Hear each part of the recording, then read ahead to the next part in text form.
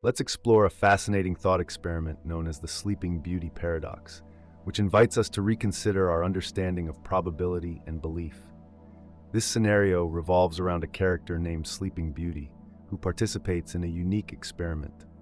To begin with, a coin is flipped. If it lands on heads, she wakes up once on Monday and is then put back to sleep without any further interruptions. If it lands on tails, she wakes up on both Monday and Tuesday. However, there's a twist. After each awakening, her memory of the previous waking is erased. So when she wakes up, she cannot tell if it's Monday or Tuesday. Once she's awake, Sleeping Beauty is asked a seemingly simple question. What is the probability that the coin landed heads? At first glance, this seems straightforward. After all, with a fair coin, we might think there's a 50-50 chance. However, her erased memory complicates matters. She knows she is awake, but not whether it's Monday or Tuesday, which raises questions about how she should approach the problem. Two main perspectives surface in this debate: the halfer position and the thirder position. Those who adopt the halfer position argue that because the coin is fair, its probability remains 50%. They believe that her lack of memory doesn't alter the outcome of the coin flip. It merely adds a layer of confusion to her experience. On the other hand, the thirder position suggests a different interpretation. This viewpoint takes into account the uncertainty surrounding her awareness. This perspective leads to a different calculation of probability because it integrates the fact that Sleeping Beauty cannot differentiate between her two awakenings. Navigating this paradox showcases how our understanding of probability can shift based on the information or lack thereof we possess. It's a thought-provoking exploration that encourages us to think critically about reasoning and uncertainty. Before we move on to the implications of this paradox, reflect for a moment. How do you think your beliefs are shaped by the information you have? This experiment serves as a reminder of the importance of clarity in understanding complex ideas. If you find these explorations intriguing, sharing your thoughts in the comments or subscribing to platforms like Tired Thinker can enrich our discussions even more. Let's continue our journey into the mysteries of reasoning and uncertainty together. The Sleeping Beauty paradox offers a fascinating look into the world of probability and decision-making. Imagine Sleeping Beauty wakes up with no memory of her previous experiences, which can happen multiple times based on the outcome of a coin flip. She faces three possibilities. If the coin lands heads, she will wake up once on Monday. If it lands tails, she will wake up twice, once on Monday and once on Tuesday. From her viewpoint, she perceives these three states as equally likely since she cannot remember her past awakenings. This leads to an interesting conclusion. There's a probability of 2/3 that she's waking up after tails, simply because there are two tail outcomes and only one for heads. So, while it may seem straightforward, her understanding of probability is uniquely influenced by her lack of memory during these awakenings. However, there's a counter-argument known as the halfer position. Supporters of this view assert that the focus should remain on the coin flip itself, which determines the experiment's framework. They argue that by concentrating on Sleeping Beauty's awakenings, the thirder approach inadvertently obscures the foundational aspect of probability linked to the initial coin toss. For them, the fixed probabilities are determined purely by the coin, irrespective of what she knows or believes in the moment. These differing perspectives highlight the difficulties in dealing with probabilities, especially when information can be sparse or misleading. In most scenarios, the sequence of events is clear, allowing for easy calculations. The Sleeping Beauty situation complicates this by introducing factors like memory that challenge our traditional understanding of knowledge and belief. As philosophers and mathematicians analyze the implications of this paradox, they wrestle with fundamental questions. Do probabilities relate more closely to the actual events, such as the coin flip, or are they influenced by an individual's information and awareness of the situation? The debate continues, shedding light on the nuances of probability theory and our understanding of uncertainty. Let's consider a straightforward analogy to help clarify the complexities of the Sleeping Beauty paradox. Picture yourself entering a lottery with two tickets. One ticket allows you to participate in a single drawing, while the other lets you enter two different drawings. After one drawing takes place, you wake up without knowing which ticket was drawn. In this scenario, your chances of winning depend greatly on how you interpret the situation, whether you see it through the lens of fairness or the frequency of the drawings. This example shows how small shifts in perspective can lead to very different conclusions, even when the core facts remain unchanged. The Sleeping Beauty paradox pushes us to think critically about how we define probabilities and how uncertainty in our knowledge affects our reasoning. In real life, we often encounter situations where the information at hand is incomplete. For instance, when we predict future outcomes, we tend to base our probabilities on the available data, which may not always paint the complete picture. This paradox serves as a reminder that what seems simple on the surface can possess hidden complexities that influence our understanding. Interestingly, some argue that the paradox stems mainly from how the question is framed. Here, two perspectives emerge: halfers, who concentrate on the probability of the coin flip itself, and theirs, who consider the probability of waking at a specific moment. By clarifying what is being asked, it may be possible to resolve this tension. Nonetheless, the paradox remains a valuable thought experiment. Moreover, the paradox touches on philosophical themes related to consciousness and identity. Each time Sleeping Beauty awakens, she experiences a new moment of awareness, yet her fragmented memory complicates her understanding of the experiment. This situation raises profound questions about personal identity over time and how we shape our sense of self when key information is absent. Ultimately, the beauty of the Sleeping Beauty paradox lies in its ability to challenge our assumptions. It invites us to rethink our intuitive grasp of probability and encourages us to explore the underlying complexities of seemingly clear-cut situations. Let's explore a common scenario: the lottery. Imagine a massive lottery with millions of tickets, where only one ticket will win. You might think each ticket has a tiny chance of winning, specifically a 99.9999% chance of losing. In this situation, it seems reasonable to believe that any ticket you pick will not win. However, this belief leads to a contradiction. While you can say that each ticket will lose, you also know that one ticket must win. This creates a puzzling conflict. How can we hold these two beliefs at the same time? This is where the lottery paradox comes into play. It prompts us to think carefully about how we form and manage our beliefs, especially when faced with uncertainty. At a glance, it's easy to justify the idea that all tickets will likely lose, given the overwhelming odds against them. But if every ticket is thought to lose, it clashes with the undeniable fact that one must win. This contradiction highlights an interesting aspect of our understanding. Our beliefs about individual tickets, when taken together, can conflict with our overall belief in the lottery's outcome. To dive deeper, let's consider what we mean by belief. Typically, when we say we believe something, we regard it as true or likely. However, beliefs don't always exist in black and white. They often sit on a spectrum of certainty. For instance, you might believe it will rain today because of the cloudy sky, but you wouldn't claim absolute certainty. If the sun suddenly shines, your belief would likely shift. This example illustrates that our confidence levels influence how we define our beliefs. So, if the likelihood of one specific ticket winning is incredibly low, is it logical to firmly believe that all tickets will lose?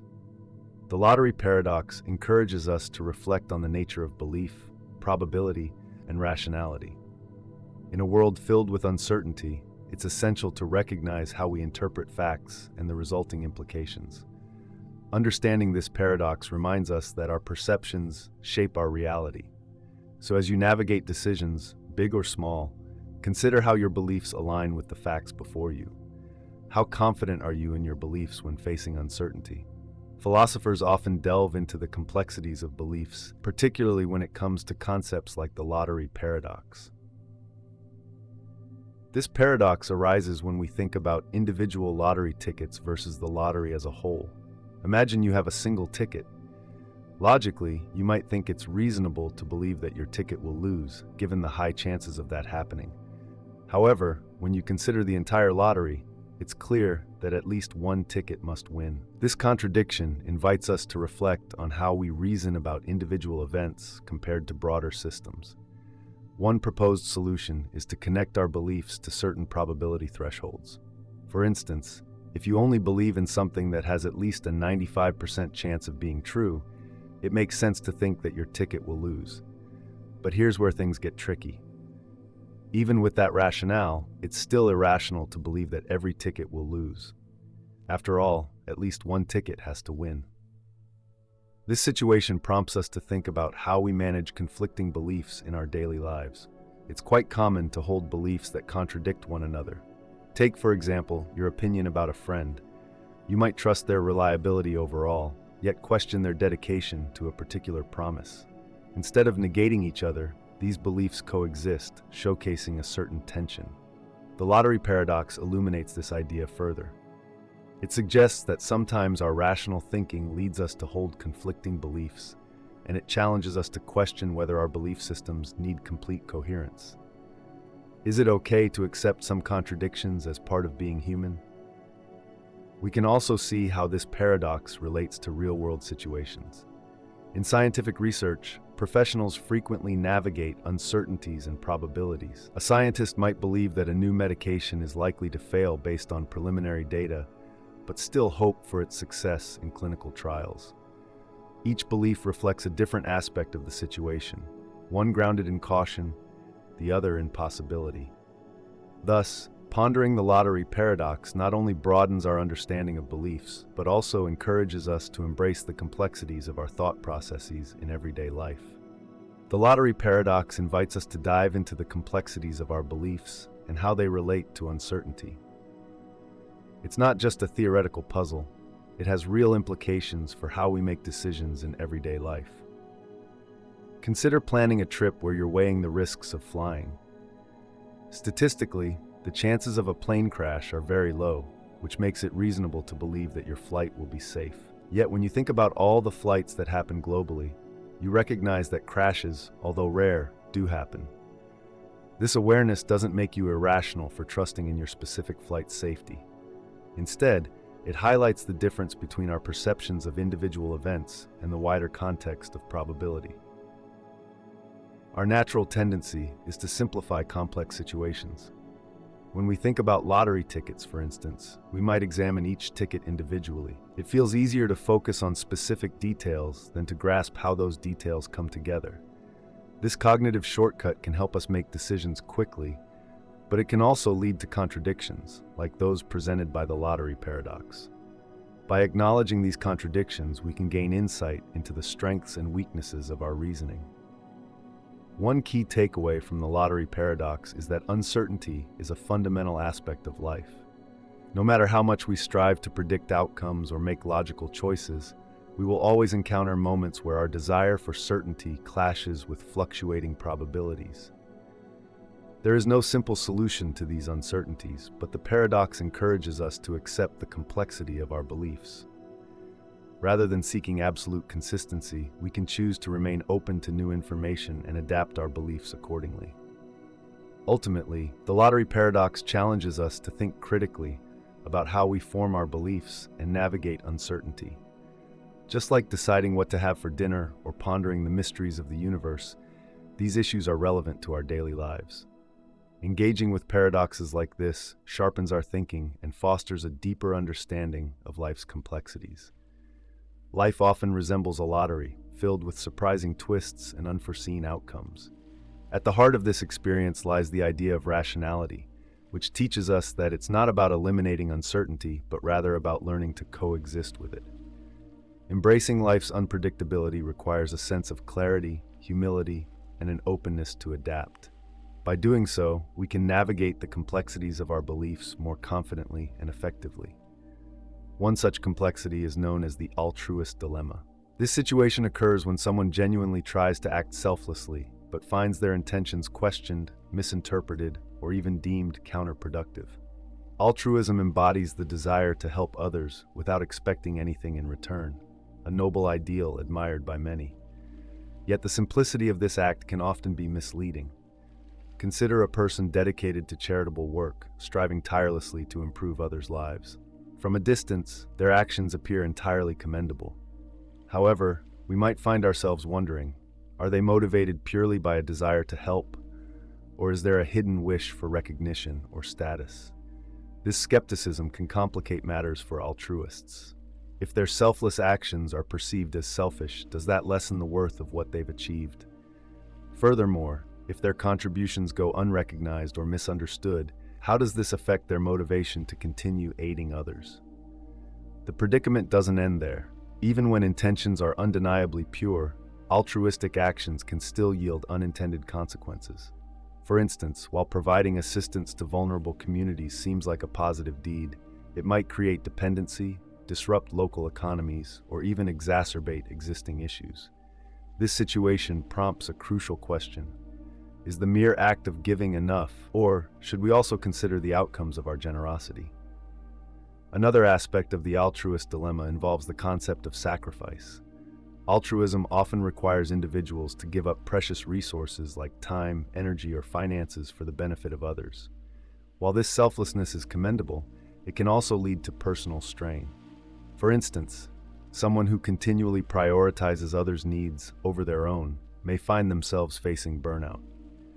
As we reflect on these ideas, it becomes clear that the journey of altruism is rarely straightforward. Navigating these complexities with awareness can enable us to foster a more effective and enriching approach to helping others. Altruism presents a fascinating challenge, especially when we consider the impact it has on both the giver and the receiver. It's intriguing to think about how our desire to help others can sometimes come at a cost to our own well-being. Have you ever wondered how much one should give before it starts to affect them negatively? This delicate balance is at the heart of what's known as the altruist dilemma. To understand this concept better, we can look to evolutionary biology. Altruism isn't just a human trait, it's observable among various animal species as well. For instance, you might see birds that alert others to the presence of a predator, even though this behavior puts them at risk. While it seems counterintuitive because it challenges individual survival, such actions often support the survival of the group. In humans, the evolution of altruism is layered with complexity. Kindness and selfless acts help forge trust and cooperation, essential elements for our social structures. But this brings us to a fundamental question. Are our altruistic actions motivated by a genuine concern for others, or do they ultimately serve our own interests? Philosophers have long debated this topic. One perspective, known as psychological egoism, suggests that all our actions are driven by self-interest, even if they appear selfless. For instance, helping someone might make us feel good or earn us social approval. In contrast, ethical altruism posits that it's possible to truly prioritize someone else's well-being above our own. This leads us back to the altruist dilemma. If self-interest is always at play, can we ever achieve true altruism? And if it's possible, what does it look like in everyday life? Imagine a scenario where someone sees another struggling to carry groceries and decides to lend a hand. On the surface, this act appears selfless, but if we examine it closely, we might question the motivation behind the gesture. Did they help out of genuine concern, or were they seeking the satisfaction that comes with doing good? Another layer to consider is the challenge of scale in altruism. Helping one person can feel fulfilling, but what about larger issues like poverty or climate change? When faced with these significant global challenges, individual efforts may seem small or even futile, leading to what many refer to as compassion fatigue. This phenomenon can leave people feeling overwhelmed, as though their contributions are too insignificant to make any meaningful change. Thus, the altruist dilemma encourages us to reflect on our motivations and the broader implications of our actions. Are we helping others for the right reasons? And how do we continue to engage in altruism without losing sight of our own needs? These questions lack clear answers, but they are essential for understanding the complex nature of altruism in our lives. Altruism is a deeply human endeavor, but it comes with its own set of challenges. Many altruists may find themselves wondering whether their efforts truly make a difference. It's common to question if the issues they are addressing are the right ones.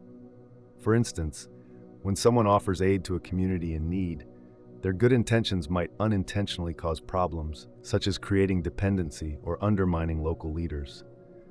This raises an important point. Effective altruism isn't just about having good intentions. It's essential to consider the outcomes of one's actions. Recognizing the context can help prevent unintended consequences and ensure that help actually supports the community rather than creating new issues. Another layer to this discussion is the relationship between individual and collective responsibility. When one person steps in to help, it can sometimes relieve others of their obligation to contribute. Take the example of a person who donates generously to a charity. They might feel satisfied that they've done their part while the broader systemic issues remain unaddressed. This can lead to what is known as a moral hazard, where the responsibility to solve problems shifts away from the collective and falls solely on those who are willing to help. Fairness is a significant consideration as well. Is it just for some individuals to give more than others? Should altruism be an expectation or remain a voluntary choice? Imagine one person consistently sacrificing their time for others while another contributes very little. Does this make the first person morally superior, or are they simply making choices aligned with their values? These questions bring to light the intricate relationships between personal ethics and societal norms. Despite these challenges, the essence of altruism is crucial to our shared humanity. Acts of kindness foster community and inspire others to give back. The apparent dilemma surrounding altruism doesn't lessen its value. Instead, it invites us to reflect on our motivations, the outcomes of our actions, and the limitations we face in our efforts to help others. Navigating the complexities of altruism is not about finding straightforward solutions. It's about understanding that intention and impact both matter. By acknowledging these intricacies, we can strive to make meaningful contributions to the world and embrace the contradictions inherent in altruism. Ultimately, it is this journey, filled with challenges, that allows us to make a lasting difference, connecting us all through the shared goal of doing good. Imagine a world where you can take a solid sphere, break it into a few pieces, and then use those pieces to create not one, but two identical spheres, the same size as the original. This idea may sound impossible, but it's a central feature of the Banach-Tarski paradox, one of the most intriguing ideas in mathematics. First, let's clarify that this concept isn't about physical objects. We're not talking about a ball you can hold or see. It's purely a mathematical idea. In the realm of mathematics, the rules governing space and division differ significantly from our everyday experiences. Here, objects can be infinitely divisible, and concepts like volume and shape work in ways that might seem unusual. To delve into the Banach-Tarski paradox, it's useful to think about how we define and manipulate infinity.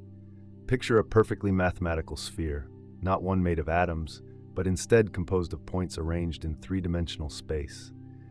The Banach-Tarski theorem tells us that it's feasible to divide this sphere into 5 specific pieces. However, these aren't conventional parts like slices from a fruit. They are instead highly abstract sets of points that are arranged in complex ways, making them nearly impossible to visualize. Once we've split the sphere into these non-measurable pieces, something remarkable occurs. Using rigid motions, like rotations and translations, you can rearrange those pieces to form 2 complete spheres, each with the same volume as the original. No volume is created, and no points are lost in this process. It might look like magic, but it's really grounded in the properties of infinite sets and the unique behaviors of space under certain mathematical conditions. What makes the Banach-Tarski paradox possible is a principle known as the axiom of choice. This foundational concept in set theory asserts that, for any collection of sets, regardless of how vast or abstract, it's possible to select elements from each set to form a new collection. This allows mathematicians to explore the fascinating implications of infinity, causing profound shifts in how we understand and interact with mathematical ideas. So, as we venture further into the realm of the Banach-Tarski paradox, keep in mind that while the outcomes may seem bizarre, they're all rooted in well-defined mathematical principles. Isn't it interesting how something so counterintuitive can actually make sense within its own framework? The axiom of choice is a fundamental concept in mathematics that allows us to make selections from different sets. Even without specific rules guiding these choices, this principle opens doors to intriguing results. albeit some that may feel counterintuitive, such as the Banach-Tarski paradox. To understand this paradox, let's first consider how we perceive objects in our daily lives. Typically, when we think about physical objects, we envision pieces that are structured and measurable. However, the pieces involved in the Banach-Tarski paradox are anything but ordinary. Imagine breaking a sphere into parts that are so fragmented and scattered that traditional notions of size and volume no longer apply. They become abstract constructs rather than tangible objects. This leads us to the unique property of infinity. In the real world, if you take a loaf of bread, slice it into pieces, and attempt to reconfigure those pieces into two loaves of the same size, you will inevitably find yourself falling short. However, in the realm of mathematics, infinity behaves differently. Infinite sets can be divided and rearranged in ways that preserve their total size. For example, consider the set of all integers, 1, 2, 3, and how it can be paired one-to-one with the set of all even integers, 2, 4, 6, and so forth. Despite one set seemingly containing more elements, they actually have the same size. The Banach-Tarski paradox highlights this strange aspect of infinity. While we may struggle to conceive of how pieces can be rearranged without altering their overall size, this paradox achieves just that through a series of infinitely definable choices. Another crucial point is that these non-measurable sets that enable the paradox are purely mathematical creations, with no physical analogy in the real world. In our universe, matter is composed of atoms, which are distinct and indivisible beyond a certain level. You cannot split an atom into infinite points, nor can you maneuver matter as precisely as required to establish the types of sets mentioned in the paradox. Furthermore, physics imposes its own limitations, such as the law of conservation of mass, which governs how objects behave. Because of these constraints, the Banach-Tarski paradox remains a fascinating example of mathematical theory that, while captivating, cannot be replicated outside of abstract mathematical thought. The Banach-Tarski paradox presents a captivating idea, inviting us to rethink our perceptions of space and mathematics. Proposed in 1924 by mathematicians Stefan Banach and Alfred Tarski, this concept illustrates how, in the realm of abstract mathematics, our intuitive understanding can falter. It suggests that when we venture into the infinite, the rules governing geometry and space begin to break down. To grasp this paradox better, consider it as a thought experiment. Imagine a mathematical world where space can be divided and duplicated in ways that seem impossible. Although we can't physically double a basketball or reproduce tangible objects using this paradox, it encourages us to question our assumptions about size, space, and structure. It reminds us that mathematics can yield results that challenge not only logic, but our very understanding of reality. While discussing the axiom of choice, it's essential to recognize its role in this paradox. This principle is fundamental to many mathematical proofs, but can also lead to surprising and sometimes perplexing conclusions. The Banach-Tarski paradox sparks ongoing debate among mathematicians and philosophers alike. Some view it as a fascinating example of the abstract nature of mathematics that defies our intuition, while others scrutinize the axiom of choice for potentially leading to such bewildering outcomes. Now let's turn our attention to another intriguing concept, the drinker paradox. At first glance, it might seem counterintuitive, making you pause and reconsider how something that sounds odd can still hold validity. The essence of this paradox is quite simple. In any bar, there exists at least one person for whom, if they are drinking, then everyone else in the bar is also drinking. This statement may initially strike you as bizarre. How can the drinking habits of a single person influence the entire group? Yet, as you examine it more closely, the logic becomes clearer. It encourages us to reflect on the interconnectedness of individuals and how one person's choices can represent broader patterns. Both the Banach-Tarski paradox and the drinker paradox highlight the complexities hidden within mathematical ideas. They challenge us to look deeper, prompting questions about infinity, logic, and our interpretations of reality. Engaging with these concepts offers a glimpse into the rich and often strange landscapes that mathematics can reveal, encouraging our curiosity and desire for understanding.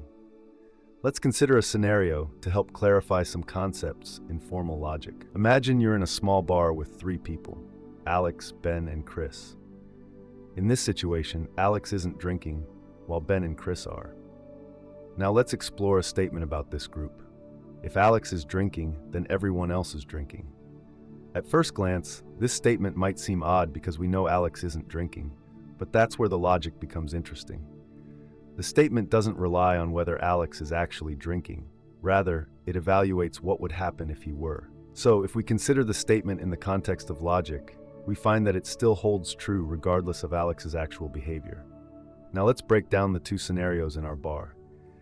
If everyone were drinking, the statement would clearly be true, since it would be factual to say, if Alex is drinking, then Ben and Chris, too, are drinking. The condition works perfectly because everyone is included in that situation.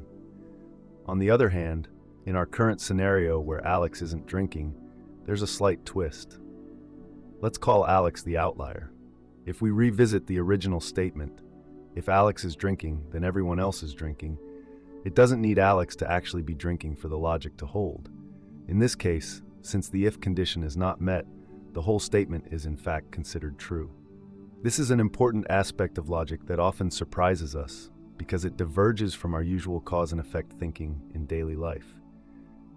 In logic, the if-then relationship is not about real cause and effect, but whether the statement remains valid under all possible circumstances. Wouldn't it be interesting to look at more examples that highlight these logical principles? Engaging with these ideas can deepen your understanding of how we draw conclusions based on premises. In the realm of logic, there's a curious idea known as the drinker paradox, which challenges our everyday understanding of truth. It revolves around a simple premise. If a person is drinking in a bar, then everyone must be drinking. This leads us to explore various scenarios and how they unfold. Let's start with Alex. Since Alex is not drinking, the initial condition is not fulfilled. In this case, the statement, if Alex is drinking, then everyone is drinking, remains true, even though the premise is untrue. Now consider Ben. He is drinking, and so is Chris. Here the statement, if Ben is drinking, then everyone is drinking, holds true as well. The same applies to Chris. No matter which individual we consider, the paradox persists. What's fascinating about the drinker paradox is that it doesn't make any claims about actual behavior in a bar. Instead, it serves as a logical exercise designed to reveal how certain statements can be considered true in ways that challenge our common understanding. This invites us to rethink the foundations of logic and reasoning. This paradox also brings to light the concept known as vacuous truth. A statement can be true simply because its condition isn't met. For instance, if I am the king of Mars, then pigs can fly, is technically true because the condition, I am the king of Mars, is false. This leads to a situation where the entire statement is valid, regardless of how absurd it might sound. At first glance, this might seem unsettling since it goes against our expectations of how truth and meaning typically function in everyday conversation. Normally, we expect statements to reflect reality in a direct manner. However, logic operates differently. It's less about the actual content and more about the structure and consistency of statements. This perspective allows us to consider ideas that might seem strange or counterintuitive. Moreover, the drinker paradox illustrates the capability of formal logic to uncover truths that aren't immediately visible in our daily lives.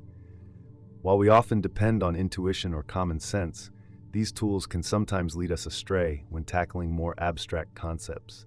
By employing precise definitions and logical rules, we can delve into ideas that might otherwise remain obscure.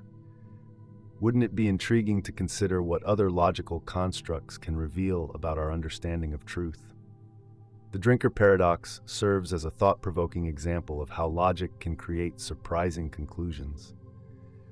This paradox applies universally, whether we are talking about a small gathering of 3 people or a large crowd of 300. The intriguing aspect of this paradox is its ability to reveal truths that hold true across various scenarios, demonstrating the strength of logical reasoning. However, it also highlights the limitations of logic. While the drinker paradox offers an engaging way to explore abstract ideas, it doesn't necessarily reflect how people make decisions or behave in reality. Such paradoxes prompt us to question the nature of truth and reasoning. They can stimulate broader discussions in fields like philosophy and mathematics. For instance, the drinker paradox is related to the law of excluded middle, which asserts that any statement must be either true or false, with no middle ground. By contemplating these types of challenges, philosophers and mathematicians refine their grasp of logic's foundational concepts and perhaps consider new approaches to complex problems. This brings us to another fascinating example, Zeno's arrow paradox, which delves into the realms of motion, time, and reality. At first, it might seem simple or even trivial, but once you start to explore it, the surface simplicity fades away. Zeno introduced this paradox as part of a larger discourse questioning whether our perception of motion and change is valid at all. By concentrating on an arrow in flight, he encourages us to reflect deeply on how we interpret movement and the passage of time. As we navigate through these philosophical puzzles, we acknowledge the beauty and intricacy of logic. Paradoxes like the drinker and Zeno's arrow remind us that truth can take unexpected forms and that our instincts may not always provide accurate guidance. Engaging with such enigmas can expand our thinking and help us appreciate the powerful role of logical reasoning in understanding the world, even if they don't produce direct applications. Through these discussions, we can glimpse the rich landscape of abstract thought, where logic illuminates the mysteries surrounding us. Imagine an arrow soaring through the air, aimed at a target. To most observers, this seems like a simple act of motion. The arrow starts at one point and travels to another. It's something we witness every day. However, philosopher Zeno invites us to take a closer look and reflect on what happens at any given moment during the arrow's flight. Consider this. If you pause time and examine a single instant, where is the arrow? In that exact moment, it is stationary. If you think about it, in every distinct moment you freeze, the arrow doesn't appear to change its position. So, how can it actually move? This question leads us to examine how we define motion. At its core, motion is the process of changing location over a period of time. But if we start breaking time into smaller and smaller sections, we find that at each minuscule interval, the arrow occupies a specific spot. If it remains in one place during each of those split seconds, it seems to be at rest. So if every moment sees the arrow as stationary, then how do these still moments combine to create the motion we observe? This predicament strikes us as counterintuitive. After all, we can watch the arrow travel swiftly across the sky, hitting its mark. However, Zeno's paradox isn't focused on observation. Instead, it challenges our logical reasoning about motion. It makes us reconsider our conception of time itself. If time consists of countless tiny moments and the arrow doesn't move in any of them, is motion simply impossible? It raises another intriguing question. If time is not just a collection of moments, then what is it? To further illustrate this idea, think about a film reel. A movie is made of individual frames, each portraying one still image. When you play the film, these frames move so swiftly that our minds interpret them as continuous action. Yet, if you stop the reel on a single frame, the image is frozen, just like the arrow isn't moving in a moment of time. If this concept of motion depends on the continuity of images, might it be possible that time operates similarly? Are we simply perceiving an illusion of motion? Imagine a scenario where perception and reality don't quite align. This idea is explored through a famous paradox known as Zeno's arrow paradox, which challenges our understanding of motion. Zeno, a follower of the philosopher Parmenides, sought to defend his teacher's belief that change and movement were mere illusions. Paradoxically, Zeno argued that if we view the arrow as stationary at every moment, yet still perceive it as moving, our perception may not reflect the true nature of reality. To understand this paradox, it helps to think about how we define time and motion today. In contemporary thought, we often perceive time as a continuous flow rather than a sequence of still moments. This perspective allows us to see motion not as a series of fixed positions, but as a change in an object's location over a span of time. Calculus, developed long after Zeno's era, introduces a mathematical framework to explain this concept of motion. Using calculus, we can analyze infinitely small portions of time, enabling us to determine the arrow's speed at any point during its flight without pausing time. When we measure the arrow's velocity, we're actually looking at how much distance it covers over a brief period, instead of focusing on a single moment. This link between the arrow's position and the continuous flow of time helps address the contradiction posed by Zeno's argument. However, even with the advancements in mathematics, Zeno's arrow paradox leads us to deeper questions that intertwine physics and philosophy. What truly is time? Does it flow seamlessly like a river, or is it composed of discrete segments resembling frames in a film? If it is continuous, how do we reconcile that with our tendency to break it into smaller and smaller intervals? On the other hand, if time is made up of distinct blocks, how can we explain motion without making awkward leaps from one point to another? Some philosophers and physicists posit that this paradox might hint at something profound about the universe. In the realm of quantum mechanics, particles can inhabit states that appear illogical, such as being in multiple places at once. Exploring these ideas invites us to contemplate the very foundation of our understanding of motion and time. What are your thoughts on how these concepts might apply to our everyday experiences? Imagine climbing a mountain shrouded in dense fog. You can only see a few steps ahead, so you decide to always take the steepest upward path, thinking it will lead you to the top quickly. At first, this strategy seems effective. Each step feels like a successful push upward. However, eventually, you may reach a point where you're stuck on a smaller peak, realizing that this method hasn't taken you to the summit after all. This scenario illustrates a key aspect of greedy algorithms. They operate on the principle of making the best choice at each moment, hoping that these local decisions will lead to the best overall outcome. While this intuitive technique is often effective for various problems, it comes with an inherent paradox. What appears to be the best choice at any single moment might not lead to the most optimal solution in the long run. Now let's connect this to Zeno's paradox, which presents a puzzle about motion and time. When we consider Zeno's arrow paradox, we delve deeper into how we understand reality. This paradox prompts us to think critically about the nature of motion. While an arrow flies through the air, we typically don't question its movement or the concept of time itself. Yet Zeno invites us to slow down and examine what we often take for granted. As we confront the complexities of motion and time, we're reminded that there's more to our everyday experiences than meets the eye. Zeno's paradox challenges our perception and the limits of our reasoning. It highlights how dividing motion into infinitely small parts can lead us to confusion because our logical frameworks may not handle infinity effectively. This exploration leaves us with a sense of wonder about the universe. Whether we see the arrow as moving or stationary, we are encouraged to keep questioning what we know. Zeno's inquiries hint at the profound mysteries that might lie hidden within ordinary moments. Ultimately, both Zeno's ideas and the nature of greedy algorithms share a common theme: the exploration of limitations, whether in our understanding of the universe or in the strategies we use to solve problems.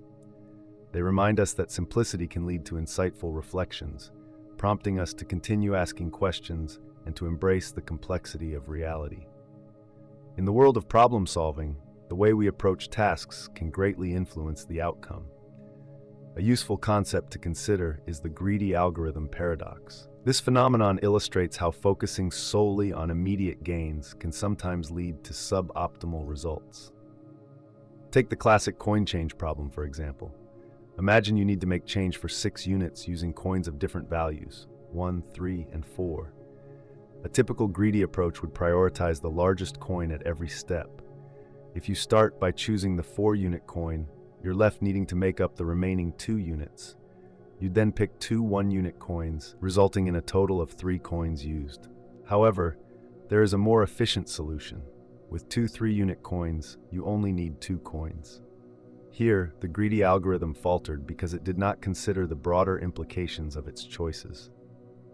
Interestingly, the paradox reveals itself further when you think about different sets of coin denominations.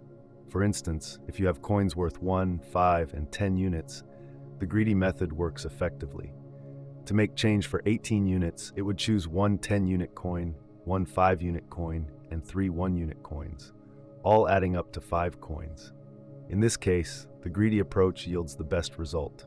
The difference lies in how the denominations are structured. When they align well, the greedy method shines. Now consider how this concept translates to real-world scenarios. Greedy algorithms are commonly utilized in various fields, such as scheduling and network traffic management, due to their straightforward nature, especially when speed is crucial. For instance, a company might use a greedy algorithm to quickly assign workers to tasks, opting to assign them based on the highest immediate pay. While this may be effective for independent tasks, it can become problematic when tasks are interconnected. By focusing on short-term rewards, it might prevent workers from pursuing more lucrative opportunities later on. Let's delve into another example, the traveling salesman problem. This classic challenge aims to discover the shortest route that visits a series of cities and returns to the starting point.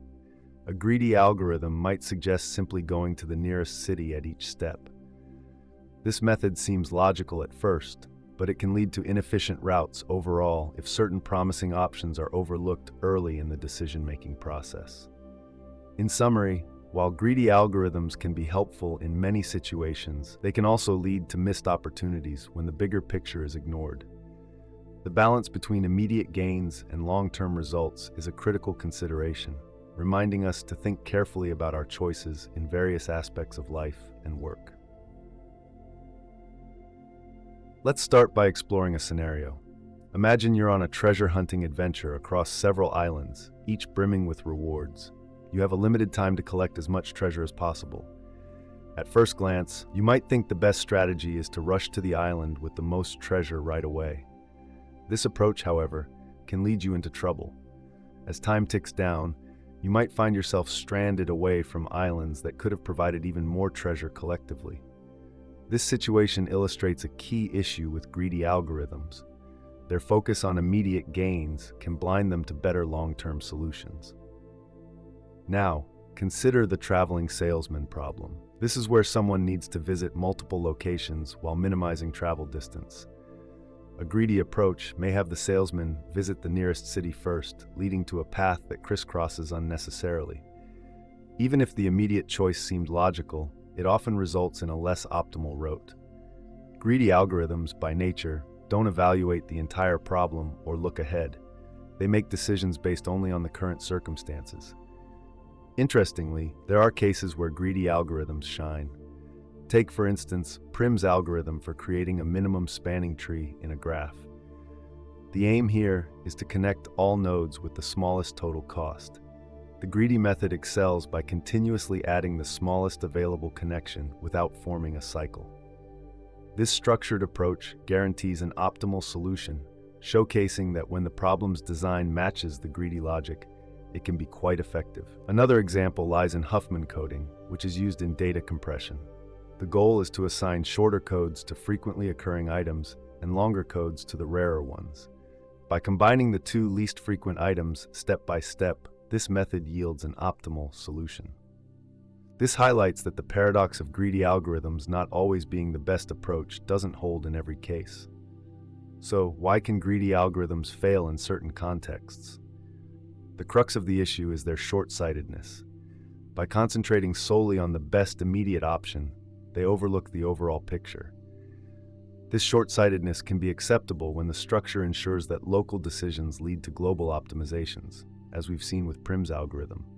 Yet, in other problems, like the traveling salesman or the coin change situation, this lack of foresight leads to less than ideal outcomes. The falling elevator paradox brings us to a fascinating thought experiment. Imagine yourself standing in an elevator on an ordinary day. Everything is functioning normally. You can feel the floor beneath you pushing up against your feet, balancing the pull of gravity. Now let's say the cable snaps. Suddenly, the elevator begins to fall freely due to gravity, and you find yourself in an unexpected scenario. In this scenario, you, along with the elevator, are accelerating downward at the same rate. It might seem clear at first that you would just plummet, but delve a little deeper and you'll see the complexity of the situation. From your perspective, the floor is no longer pushing up against you. You are falling alongside the elevator, and this creates a condition known as weightlessness. It's a curious sensation, as it feels like gravity has momentarily vanished. Now, how does this relate to decision-making in our everyday lives? The greedy algorithm paradox echoes similar themes by highlighting the importance of understanding the problems we face. At times, a greedy approach, focusing only on immediate rewards, can work well. However, there are also cases where this approach can lead to failure, especially when relying on it without considering the bigger picture. For instance, let's think about project planning. If you are solely focused on quick wins, you might overlook long-term implications that could be detrimental. Asking yourself whether you are making the right decision in the moment or one that will benefit you in the long run can make a significant difference. In situations with higher stakes, such as managing resources or personal challenges, it's wise to explore alternative strategies. Methods like dynamic programming or backtracking allow for a more comprehensive view of the situation.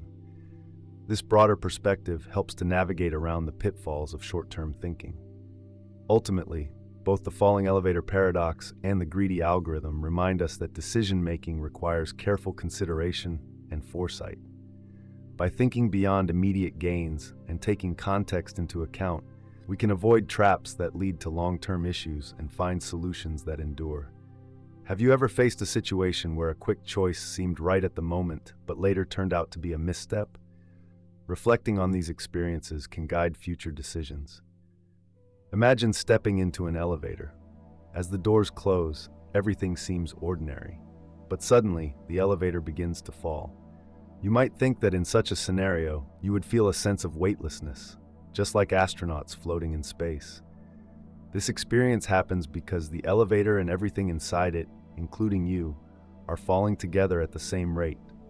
There's no pressure acting on you, so it feels as though you're floating. However, the situation becomes much more complicated when we consider what happens next. Picture this. As the elevator plummets towards the ground, you might wonder if jumping just before it hits could save you from serious injury. The logic behind this thought is straightforward. If you jump up, you could potentially counteract the downward motion, easing the force of impact. Yet, when we dive deeper into the physics, we see a different picture. As the elevator falls, it accelerates towards the ground at about 9.8 meters per second squared, thanks to gravity. You inside the elevator are subject to the same forces, falling at that same rate. Now, even if you manage a powerful jump right before landing, the speed you achieve, let's say around 3 meters per second, compared to the elevator's downward speed of 50 meters per second, is quite negligible. In fact, your jump would only reduce your impact speed to 47 meters per second, which is still far too fast to escape serious harm. This paradox serves as a reminder of the limitations of human strength and reaction time when faced with extreme situations. It highlights the fact that, while it may seem like a good idea, jumping does not change the fundamental forces acting on you. The physics remain constant regardless of your actions. Gravity continues to pull both you and the elevator downward. Now let's consider air resistance. In a vacuum, where there is no air, the elevator would fall freely, with nothing opposing its motion. However, in our world, air resistance plays a significant role. As the elevator descends, it interacts with air molecules which push back against its motion.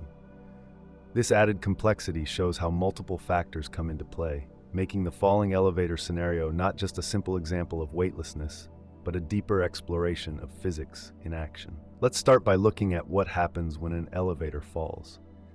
Imagine you're in a free-falling elevator. You might feel weightless, similar to astronauts in the International Space Station who continuously orbit Earth. They experience this weightlessness because the station is in a constant state of free fall. As it travels at an incredible speed, the curvature of the Earth ensures that it never collides with the ground. Now, if you were to suddenly find yourself in a falling elevator, the situation would be much different. Unlike the controlled environment of the space station, a falling elevator presents real dangers. Thankfully, modern elevators are equipped with safety features designed to minimize risks. For instance, if a cable were to snap, emergency brakes would activate. These brakes use mechanical friction to slow the elevator down, preventing it from plummeting freely. Additionally, many elevator shafts are constructed with shock-absorbing materials at their base. This can help reduce the impact if the elevator were to fall, but it does not alter the fundamental principles at play. The concept of terminal velocity comes into play here. This occurs when the downward pull of gravity aligns with the upward force of air resistance, which ultimately stops the elevator from accelerating further. While reaching terminal velocity might reduce the impact speed, it would still likely be lethal for a person inside. Some people wonder about ways to survive a falling elevator. One suggestion is to lie flat on the floor during the descent. The thinking behind this is that it could help distribute the force of impact across your body more evenly, possibly reducing injury. However, in a high-speed fall, the forces involved are typically too extreme for this technique to make much of a difference. Extra protective measures would be necessary for any chance of survival.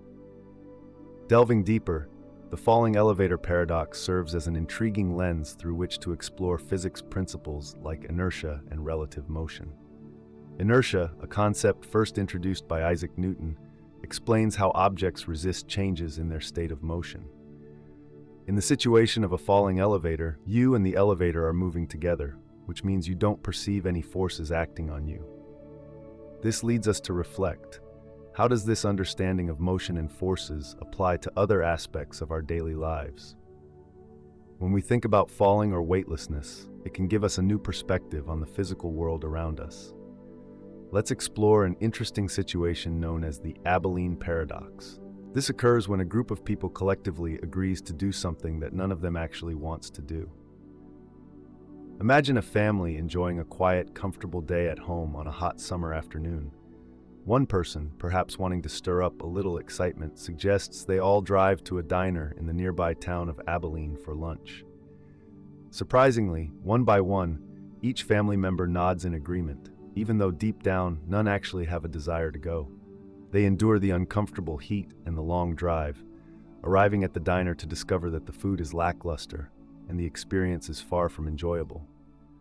On the way back, someone finally voices their true feelings, revealing that they never wanted to go in the first place. To their astonishment, every other family member admits they thought the same. Nobody wanted to go, yet everyone just followed along. This situation illustrates a breakdown in communication, where the desire to avoid conflict or align with what one assumes others want leads to decisions that no one truly supports. Such scenarios can happen in all kinds of groups, whether at work, within families, or among friends. Often, people assume they know what others are thinking, and this assumption can be misleading. Now, let's consider how this concept connects to another intriguing topic, the falling elevator paradox. Picture yourself inside an elevator that's in free fall. You might feel weightless, despite the pull of gravity acting on both you and the elevator. To an observer outside, both you and the elevator are accelerating downward. However, from your perspective inside, you feel as if you're floating. This difference in perception underscores a key principle in physics. Motion is relative to a specific frame of reference. The falling elevator paradox encourages us to rethink our understanding of forces and motion, especially in extreme situations. It challenges our everyday beliefs about gravity and movement, which don't always line up with physical principles. As we dive into these ideas, we begin to appreciate the complexities of the universe and the fascinating rules that govern our world. While these paradoxes might seem purely theoretical, their lessons have practical implications that extend far beyond simple thought experiments. Imagine a situation where a group, let's say it's a family, decides on a vacation. Each member secretly thinks, "I'd prefer somewhere else," but they all remain quiet, believing that everyone else is excited about the chosen destination. This scenario illustrates the Abilene paradox, a phenomenon where decisions made by groups do not reflect true preferences due to a lack of honest communication. In group environments, such as workplaces, this paradox often plays out. Picture a team meeting where a proposed project idea is on the table. Team members might have concerns, but instead of sharing them, they choose silence. Why? They may fear being labeled as negative or out of touch. This tendency to suppress dissent can lead the group down a path that lacks true support. As a result, decisions are made based on assumptions rather than a genuine agreement, leading to unexpected frustrations down the line. One significant factor influencing this dynamic is the innate desire to avoid conflict. Many individuals feel uneasy about disagreeing, particularly in a group setting. The worry about affecting relationships or appearing confrontational often leads people to hold back their true thoughts. Ironically, this avoidance creates a different kind of tension, the unvoiced dissatisfaction that can erode trust and collaboration. Another contributing element is the assumption that others in the group have stronger opinions. In our family example, each member might think, "I don't really want to go, but everyone else seems to be on board, so I'll just agree." This chain of silent deferral results in a decision made from an imagined consensus rather than a real one, leaving everyone unsatisfied. Communication and self-awareness pose their own challenges. It's not always straightforward to pinpoint our true preferences, especially in a group context. Sometimes we hesitate to express our thoughts, wondering if our opinions hold weight. This uncertainty can lead to silence, allowing assumptions to fill the void. As these dynamics continue, the group often becomes more entrenched in the paradox, prioritizing the appearance of harmony over genuine dialogue. Understanding the Abilene paradox encourages us to seek clarity in our communications. Next time you find yourself in a group decision-making situation, consider voicing your thoughts. Might it lead to a more satisfying outcome for everyone? The Abilene paradox highlights an interesting dynamic we often see in group situations. It reminds us of the struggle between individual thoughts and the pressure to conform to what others seem to want. This phenomenon occurs when people collectively agree to a course of action that they don't personally support, simply to avoid conflict. So, how can we break free from this pattern? One effective way is to cultivate an environment where everyone feels safe to express their true thoughts. Open communication and trust are essential. For example, during a team meeting, a manager could say, "I want to hear if anyone has concerns or sees things differently." This simple invitation can encourage others to share dissenting opinions, which, in turn, normalizes disagreement and makes it clear that differing views are valued. It helps to ask direct questions that can uncover hidden preferences. In a family setting, instead of assuming everyone is excited about a trip, one could ask, "Does anyone really want to go to Abilene, or would we rather stay here?" This kind of approach can disrupt assumptions and bring preferences to light. Similarly, in the workplace, managers might encourage anonymous feedback or have team members rate their level of agreement with decisions, revealing whether a consensus truly exists. Promoting accountability within groups is another important strategy. When individuals feel a sense of responsibility for their contributions, they are more likely to speak up.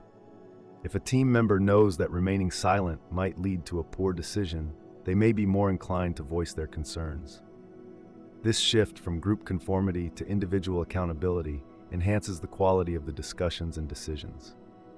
Understanding the Abilene paradox is not just relevant in group settings, it's also a prompt for self-reflection. Think about it. How often do we agree to things just to avoid discomfort? How often do we assume we know what others want without actually asking them?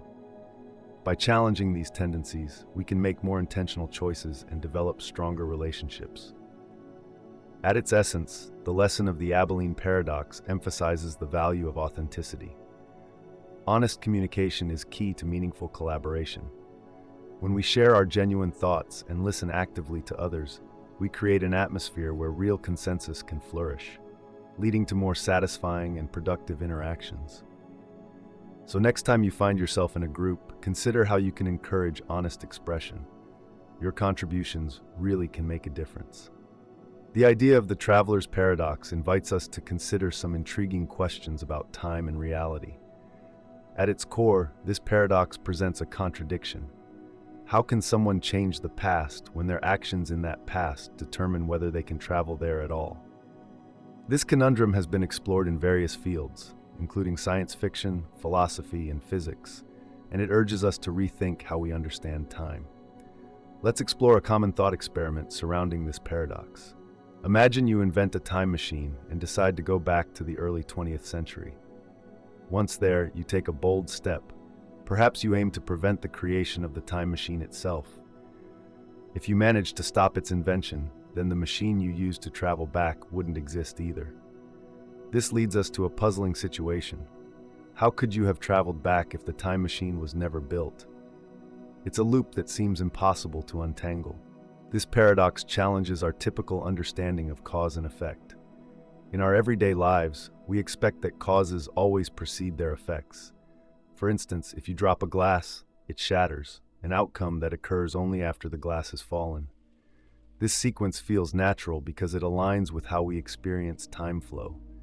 But the traveler's paradox introduces a scenario where causes and effects can overlap, creating a ripple effect that spins back on itself, leading to contradictions. We also need to think about whether time is fixed or flexible. If time is fixed, then the past, present, and future are unchangeable, meaning that a time traveler might witness past events or even engage with them, but their presence wouldn't alter what has already occurred. If you've ever thought about the implications of changing something in your own life, this concept might resonate.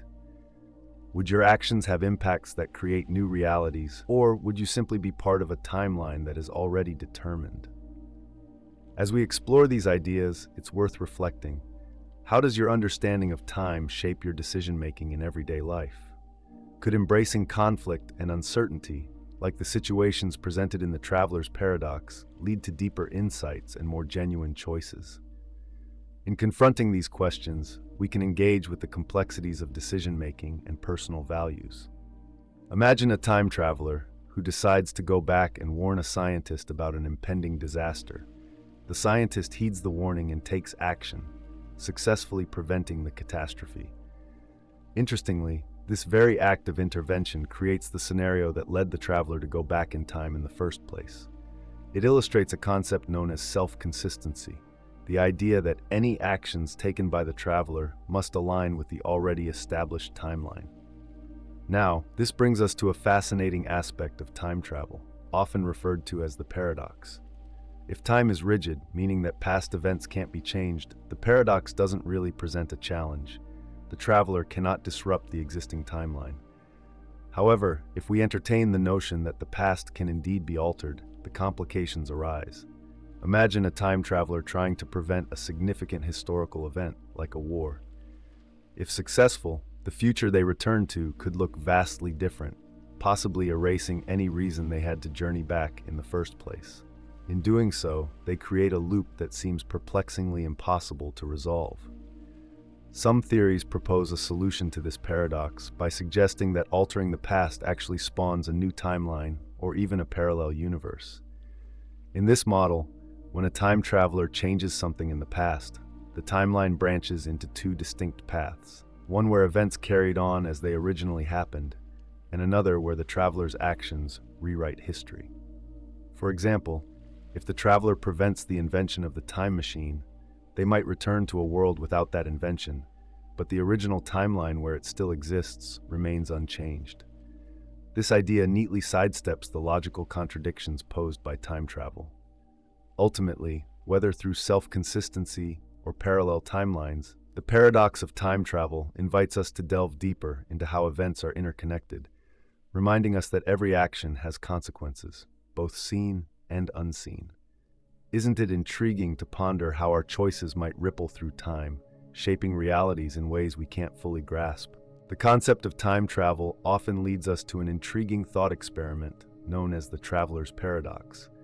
This idea compels us to reflect on our understanding of time and causality. What happens if someone could travel to the past and change an event? Would they still be able to make that journey? This paradox raises questions about the nature of our timeline and how it might be constructed. While current technology doesn't allow for time travel, scientific theories like Einstein's theory of relativity indicate it may not be entirely impossible. According to this theory, paths can exist that loop back in time. This suggests the universe may not actively prevent time travel, but it brings forth practical challenges. For example, if someone alters an event in their past, it could disrupt their ability to exist in that time, leading to contradictions. To understand this, consider the concept of chronological protection. This hypothetical principle could limit the effects of time travel, ensuring the timeline remains consistent. It raises the question, should we imagine a set of rules that govern time travel to avoid these contradictions? In popular culture, the traveler's paradox appears in many forms within books, movies, and television shows. Stories like Back to the Future and Interstellar explore how characters handle the repercussions of their actions in the past. These narratives draw us in, provoking thought about destiny, free will, and reality. As we ponder these ideas, it's crucial to recognize that they are linked to our current understanding of time and logic. Should our perception of these concepts shift, the paradox may lose its significance. For instance, if time is not a linear progression, but rather a series of interconnected moments, altering the past might become a meaningless concept. Instead, every moment could influence others in ways we are yet to fully grasp. The traveler's paradox invites us to examine our comprehension of time and how much we truly know about the universe. It challenges us to push beyond our intuitive thoughts and consider scenarios that might at first seem illogical. Regardless of whether time travel becomes a reality, the curiosity sparked by this paradox will continue to inspire fresh perspectives on life's greatest mysteries. Procrastination is an intriguing aspect of our behavior that many people encounter at some point in their lives. It seems puzzling, especially since we often delay tasks we genuinely want or need to complete, even knowing that this leads to stress or regret later on. Have you ever found yourself scrolling through your phone instead of starting a project with an approaching deadline? This is a common scenario that illustrates the conflict between our intentions and our actions. Why do we tend to choose temporary comfort over long-term benefits, despite understanding the consequences? This is at the heart of what we call the procrastination paradox. It's not merely a matter of laziness or a lack of self-discipline. Rather, it's tied to how we view time, prioritize our tasks, and respond emotionally to pressure. When we sit down to tackle a significant project, we might start by justifying distractions as necessary preparations. Tidying up or engaging in a casual chat can be tempting because these small actions provide us with a sense of relief from the pressure of the important work before us. However, this avoidance spirals into a cycle. The longer we put off the task, the greater our anxiety grows, making it even harder to begin. Many find themselves trapped in this cycle, wondering why they can't escape it. Understanding the workings of our brains sheds light on this behavior. Our minds often prioritize short-term rewards over long-term goals. When confronted with a task that feels daunting, we instinctively seek a quick escape from that discomfort. That's where distractions come in. Watching videos or engaging in less pressing chores can provide a momentary dopamine boost, helping us feel better in the short term. Unfortunately, this fleeting comfort often leads to greater stress in the long run as the deadline looms closer and the unfinished task remains on our to-do list. Another significant factor is how we perceive time. When a deadline feels far in the future, tasks seem less urgent, giving us little incentive to start immediately. As the deadline approaches, however, time suddenly feels constricted, and what once seemed manageable becomes overwhelming. This shift can prompt a frantic rush to complete the work, often resulting in stress and sometimes less than desirable results. So, when faced with procrastination, it's helpful to recognize both our emotional responses and the way our brain processes time. By understanding these dynamics, we can better navigate our tendencies and find effective strategies to manage procrastination in our daily lives. Procrastination often stems from emotional barriers rather than poor time management. Many people think it's just about being disorganized, but that's only part of the picture. When we look at why individuals delay starting tasks, we find it's often linked to feelings of fear, self-doubt, or perfectionism. Let's consider the fear of failure first. When faced with a new task, it's common to wonder, what if my work isn't good enough? Or what if others judge it harshly? These thoughts can make starting feel daunting. To avoid these uncomfortable feelings, people might put off beginning altogether. Ironically, this delay can lead to greater stress and increases the likelihood of failure, as it reduces the time needed to complete the task well. On the flip side, some folks struggle with perfectionism. They set such high standards for themselves that even the thought of starting a task can seem overwhelming. The fear of making mistakes or not meeting expectations can be immobilizing. It often feels much safer to put things off rather than face the possibility of disappointment.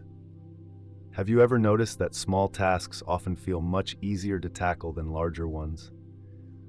For example, replying to a quick email usually happens right away, while writing a lengthy report might get postponed for days or even weeks.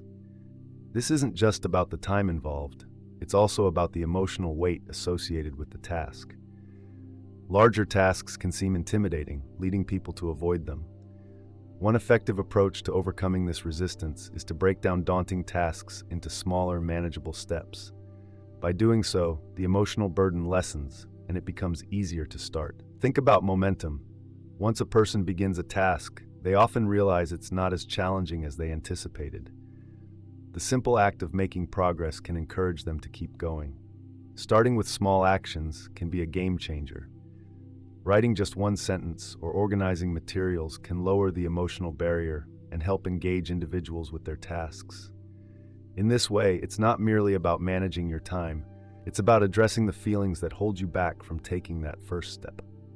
Procrastination is a common challenge many people face, but it's important to recognize that it isn't always negative. In fact, sometimes putting off a task can lead to more thoughtful planning and even greater creativity. For creative projects, for example, allowing ideas to simmer before acting on them can result in more refined outcomes. However, when procrastination spirals into stress or missed deadlines, it becomes problematic. Understanding the distinction between productive delays and harmful procrastination is essential. Self-awareness is a crucial first step. By identifying what triggers their procrastination, be it fear, perfectionism, or uncertainty, individuals can start to address these obstacles. Take someone who feels daunted by a large project. Breaking that project into smaller, manageable tasks can help them feel less overwhelmed. Similarly, those haunted by a fear of failure might benefit from embracing the idea that even imperfect efforts are valuable. Another helpful tactic is to reframe how one thinks about tasks. Instead of fixating on the challenges they pose, consider focusing on the advantages of completing them. For example, instead of saying, "I have to finish this tedious report," think, "Completing this report will help me achieve my goals." This shift can make daunting tasks seem more meaningful and inspire action. It's also wise to consider how outside factors contribute to procrastination. In today's world, distractions are everywhere, from social media to endless entertainment options. These can easily pull attention away from essential tasks. Creating an environment that reduces distractions can significantly enhance focus. Simple actions like turning off notifications, designating specific work hours, or using tools to block distracting sites can foster a more productive atmosphere. Ultimately, procrastination illustrates a complex aspect of human behavior. It's less about personal failings and more about how we navigate time, emotions, and priorities. By grasping the root causes of procrastination and employing effective strategies to counteract it, individuals can escape the cycle of delay and regret. This journey can lead to a path of proactive engagement and meaningful progress. So, next time you find yourself holding back, consider what's behind your hesitation and how you might move forward. People often make decisions based on their feelings, habits, and perceptions of time, rather than pure logic. But this doesn't mean they lack power. In fact, by taking small, intentional actions, they can overcome procrastination and lead a life that closely matches their intentions. Every moment presents a chance to begin anew, and often progress is as simple as deciding to take that first step. Now, let's explore the idea known as the paradox of tolerance. This concept challenges our understanding of freedom and coexistence. It posits that to maintain a tolerant society, we cannot accept intolerance. At first, this may sound contradictory. If a society values tolerance, shouldn't it embrace all viewpoints, even those that are intolerant? The answer lies in the paradox itself. Tolerating intolerance risks eroding the very tolerance we aim to protect. This notion prompts us to reflect on the boundaries of tolerance that are crucial for a functioning society. Philosopher Karl Popper is often associated with this idea. He argued that unfettered tolerance could ultimately lead to the demise of tolerance itself. If intolerant beliefs and actions are allowed to propagate without challenge, they can undermine the foundation of a tolerant society.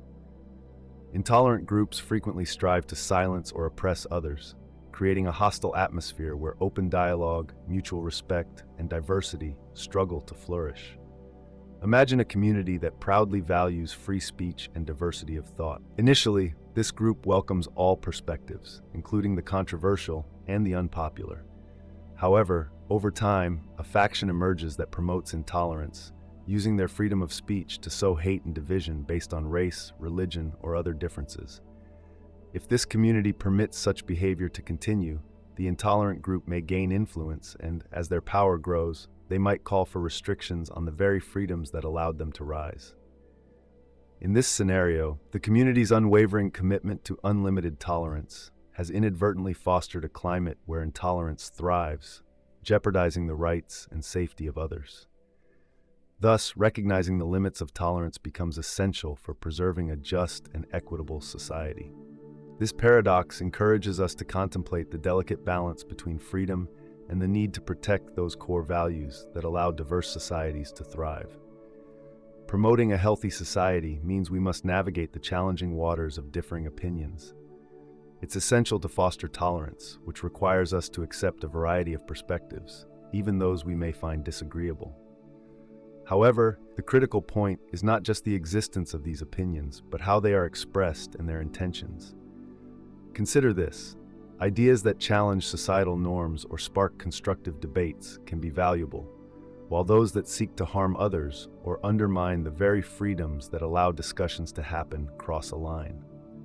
This distinction can be tricky, and one of the ongoing challenges is identifying where to set that boundary. For instance, one person might argue that hate speech is inherently harmful because it spreads fear and discrimination. On the flip side, another might suggest that the best response to hate speech is to engage in open dialogue and counter-arguments. Both viewpoints are wrestling with the same dilemma. How can we preserve tolerance while ensuring it doesn't lead to harm? This is where the focus on actions becomes important. Individuals can hold intolerant beliefs privately without acting on them in harmful ways. For instance, someone might have prejudiced thoughts but never act on them through violence or discrimination. In such cases, these beliefs might be uncomfortable but do not pose a direct threat to the community. However, when those opinions manifest into actions, like inciting violence or spreading dangerous propaganda, they cross into the realm of harmful intolerance. History offers sobering lessons on the dangers of unchecked intolerance. The rise of totalitarian regimes in the 20th century, such as Nazi Germany, is a stark illustration. What began as a fringe group exploiting democratic freedoms turned into a movement that abolished those very liberties, silencing dissent and targeting those who opposed their views. This tragic chapter in history reminds us of the potential consequences of allowing intolerance to flourish. Nevertheless, it's also crucial to approach these discussions with care, ensuring our responses to harmful expressions do not inadvertently mirror the intolerance we strive to combat. How can we strike that balance? Finding common ground might be part of the answer, fostering a culture where healthy debate and dissent can thrive without compromising the values we hold dear. Let's explore the challenge of navigating tolerance in our society, particularly in our digital age. As social media continues to evolve, it has changed the way we communicate and connect with one another. However, this transformation has also led to the rise of hate speech and misleading information online. This brings us to a crucial question: how do we maintain free expression while also regulating harmful content? A balanced approach is essential. Some level of enforcement is necessary to protect individual rights and maintain order. For instance, laws against hate crimes or regulations against harmful propaganda play a vital role in creating a safer community. These measures are not acts of intolerance. Rather, they serve as tools to uphold the values of a tolerant society. Without such safeguards, the very concept of tolerance could falter under the weight of unchecked intolerance. To understand the complexities of tolerance, consider the idea of boundaries. Every value we cherish requires limits to preserve its essence.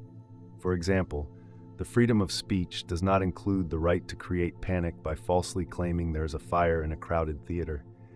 Similarly, while we advocate for tolerance, it does not mean we must accept actions or ideas that compromise the safety and well-being of others. Boundaries, in this context, act as a protective measure for the principles we hold dear. Critics often express concern that the paradox of tolerance can be misused to silence dissent or unpopular views. They worry that labeling something as intolerant might stifle legitimate criticism or debate. This is a valid point, emphasizing the importance of having clear and consistent guidelines when addressing instances of intolerance. The goal should always balance safeguarding community rights and safety while allowing for diverse perspectives. Engaging in meaningful dialogue and being socially accountable can be powerful ways to address intolerant behavior.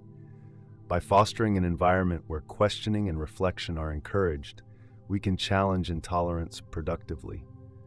For example, public campaigns promoting empathy and understanding can effectively counteract hatred without resorting to authoritarian tactics. In conclusion, by thoughtfully considering these elements, we can work toward a society that is both tolerant and safe, where diverse opinions thrive alongside respect for one another. Let's consider the concept of pleasure and how chasing it too eagerly can sometimes backfire. Many people believe that the pursuit of happiness and enjoyment is a key goal in life. However, there's something called the paradox of hedonism that suggests the more you directly seek pleasure, the harder it becomes to truly attain it. This might sound a bit strange at first. After all, isn't enjoying life what we're all after? Yet, when we dig deeper, it starts to make sense. Pleasure isn't something you can simply grasp and hold on to. It tends to appear as a side effect of engaging in various activities, pursuing different goals, or even cultivating a positive mindset. Imagine someone who wakes up each day with the singular aim of finding joy. They might spend a lot of time engrossed in entertainment or enjoying their favorite foods. Initially, this seems fulfilling, but over time, the excitement begins to wane. Activities that once sparked joy may start to feel less special. Why does this happen? It has to do with the notion of diminishing returns. When pleasure is chased as the ultimate goal, its intensity can decrease. Think about a dessert you really love. The first bite is often delightful, sweet and rich. But as you continue to eat, those initial thrills might fade. By the third or fourth bite, you may not feel the same rush. In fact, you might even find that the experience becomes less enjoyable. This is the crux of the paradox of hedonism. Focusing too intently on pleasure can actually rob you of the ability to appreciate it. Now let's turn our focus to the broader topic of tolerance in society. This brings us to the question of how we should handle harmful ideas, particularly in an environment designed to encourage open dialogue. Should we allow these ideas to be part of the conversation, believing they can be countered by stronger arguments? This touches on a significant discussion about addressing intolerance. The paradox of tolerance illustrates a challenging situation. It pushes us to think about the kind of society we wish to create and the measures we are willing to adopt to safeguard it. Tolerance is undeniably a vital value, but it cannot thrive without well-thought-out boundaries. By reflecting on the limits of tolerance, we can work towards a society where diversity, freedom, and mutual respect truly flourish. In doing so, we not only uphold the principle of tolerance, but also respect the humanity that it seeks to protect. Imagine someone deeply involved in painting or volunteering in their community. These activities may not always offer immediate joy. They can be demanding and require dedication. However, over time, engaging in these pursuits brings a profound sense of fulfillment. Here, pleasure emerges not from directly seeking it, but as a natural outcome of meaningful involvement. This insight leads us to a fascinating concept, the paradox of hedonism. The essence of this idea is that true pleasure often comes indirectly. Philosophers and psychologists have explored this phenomenon extensively. For instance, John Stuart Mill, a 19th century thinker, noted that happiness isn't something you can pursue outright. Instead, it flourishes when people focus on relationships, personal growth, or contributing to society. Mill likened happiness to a shadow. It follows you when you're occupied with meaningful endeavors, but eludes you when you chase it directly. Modern psychology backs this idea with research showing that individuals who pursue pleasure solely for its sake often find themselves less satisfied over time. Take, for example, someone who continuously seeks material wealth. They might feel a brief surge of happiness with each new purchase, but that feeling quickly diminishes, prompting the need for another acquisition to regain the high. This relentless cycle can leave someone feeling drained and unfulfilled. On the other hand, those who prioritize building strong relationships or finding purpose in their work generally report higher levels of happiness, often without explicitly trying to chase it. Another angle to consider is the concept of flow. This is a mental state characterized by complete immersion in an activity, where time fades away and you feel fully engaged. Flow typically brings about a deep sense of satisfaction, and it arises not from the pursuit of happiness itself, but from being absorbed in what you're doing, whether that's writing, playing music, or tackling a complex problem. In this state, pleasure flows naturally from being present in the moment. So, if striving for pleasure head-on tends to lead to disappointment, what can we do differently? Instead of fixating on immediate pleasures, perhaps consider focusing your energy on activities that bring genuine meaning to your life. By doing so, you're likely to discover that fulfillment and happiness follow naturally. Imagine a gardener who spends countless hours nurturing their plants. At first glance, this may seem like hard work, especially under the sun or when facing pests.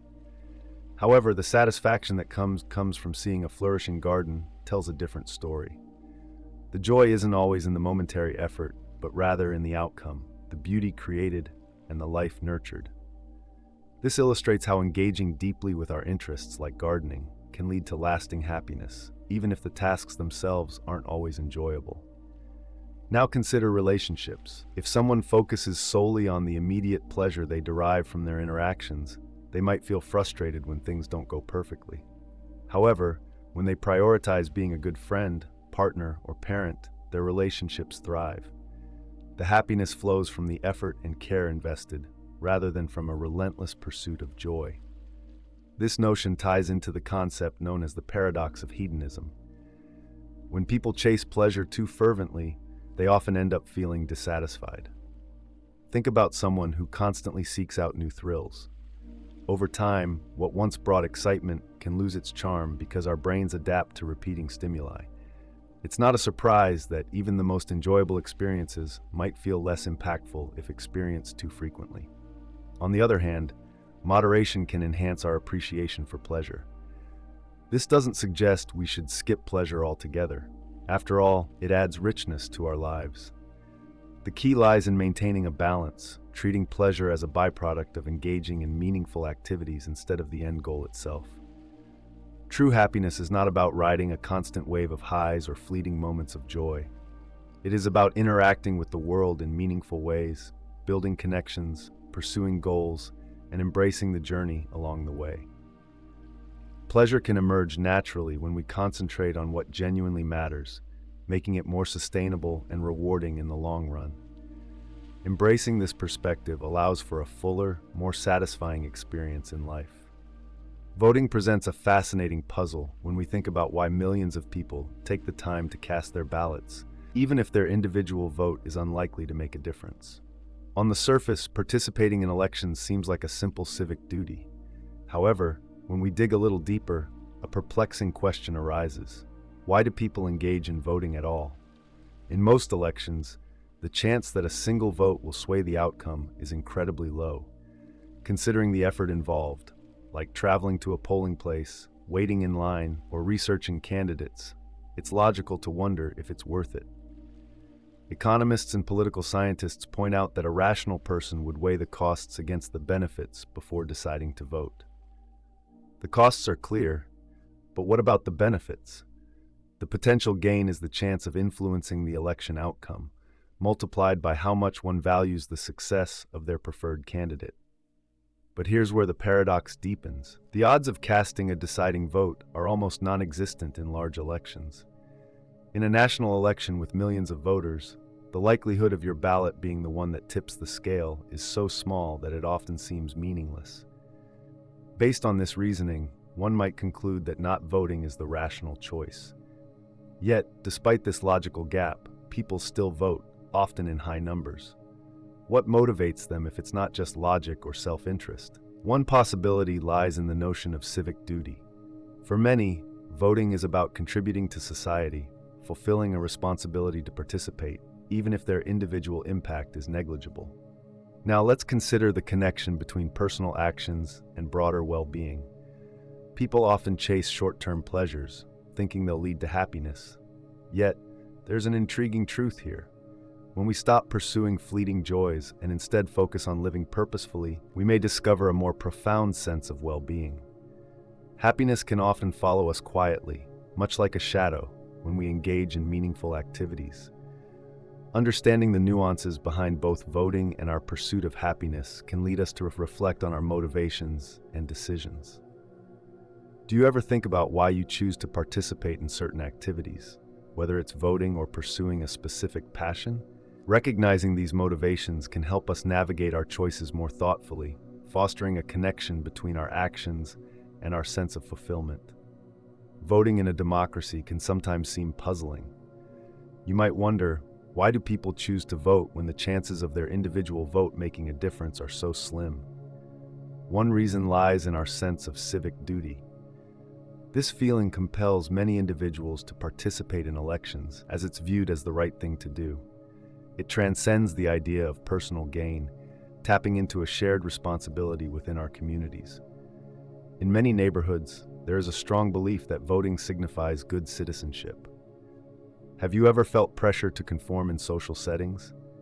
This phenomenon can extend to voting, where the fear of judgment from friends or family can encourage participation. Campaigns that highlight high voter turnout often capitalize on this idea.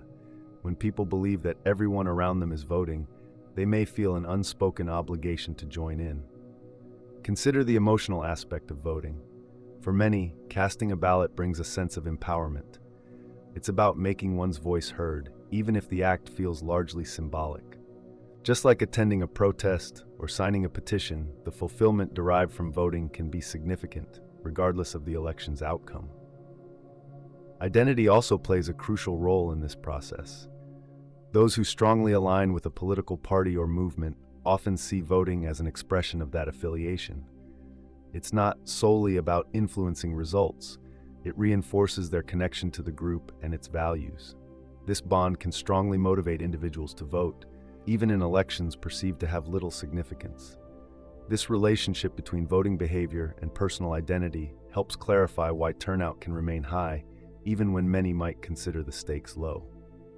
However, there's a broader implication to the paradox of voting.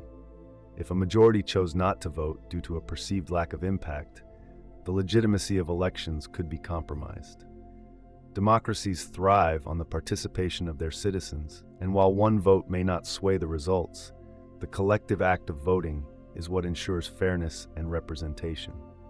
Hence, while voting may seem irrational on an individual level, its collective significance is crucial for the health of a democratic society. Voting is often seen as a simple act, but the motivations behind why people participate in elections can be quite intricate. Interestingly, when we look at smaller local or regional elections, the dynamics shift. Here, the number of voters is significantly lower, which means that each vote holds more weight. Yet, turnout tends to dip in these elections compared to national ones. Why is that? It raises important questions about what really motivates people to vote. Civic duty, social pressure, and personal identity can frequently influence voter behavior more than the actual impact of a single vote. People are often more inspired to cast their ballot when an election feels meaningful, even if the chance of their vote changing the outcome seems slim. This observation challenges the traditional view presented by rational choice theory, where human actions are assumed to be driven solely by logical calculations of costs and benefits. In reality, emotions and social values often play a much larger role in our decisions than pure logic might suggest. Understanding this complexity helps us see that voting isn't just about numbers. It's about individual actions contributing to collective outcomes. Each vote, while it may appear minor on its own, is part of a greater democratic process. It emphasizes that democracy is not solely focused on individual results, but rather on the collective voice of the community. People are motivated to vote not just for the chance to sway the results, but because they recognize the intrinsic value of participation in a democratic system. This leads us to consider how we might encourage more people to vote.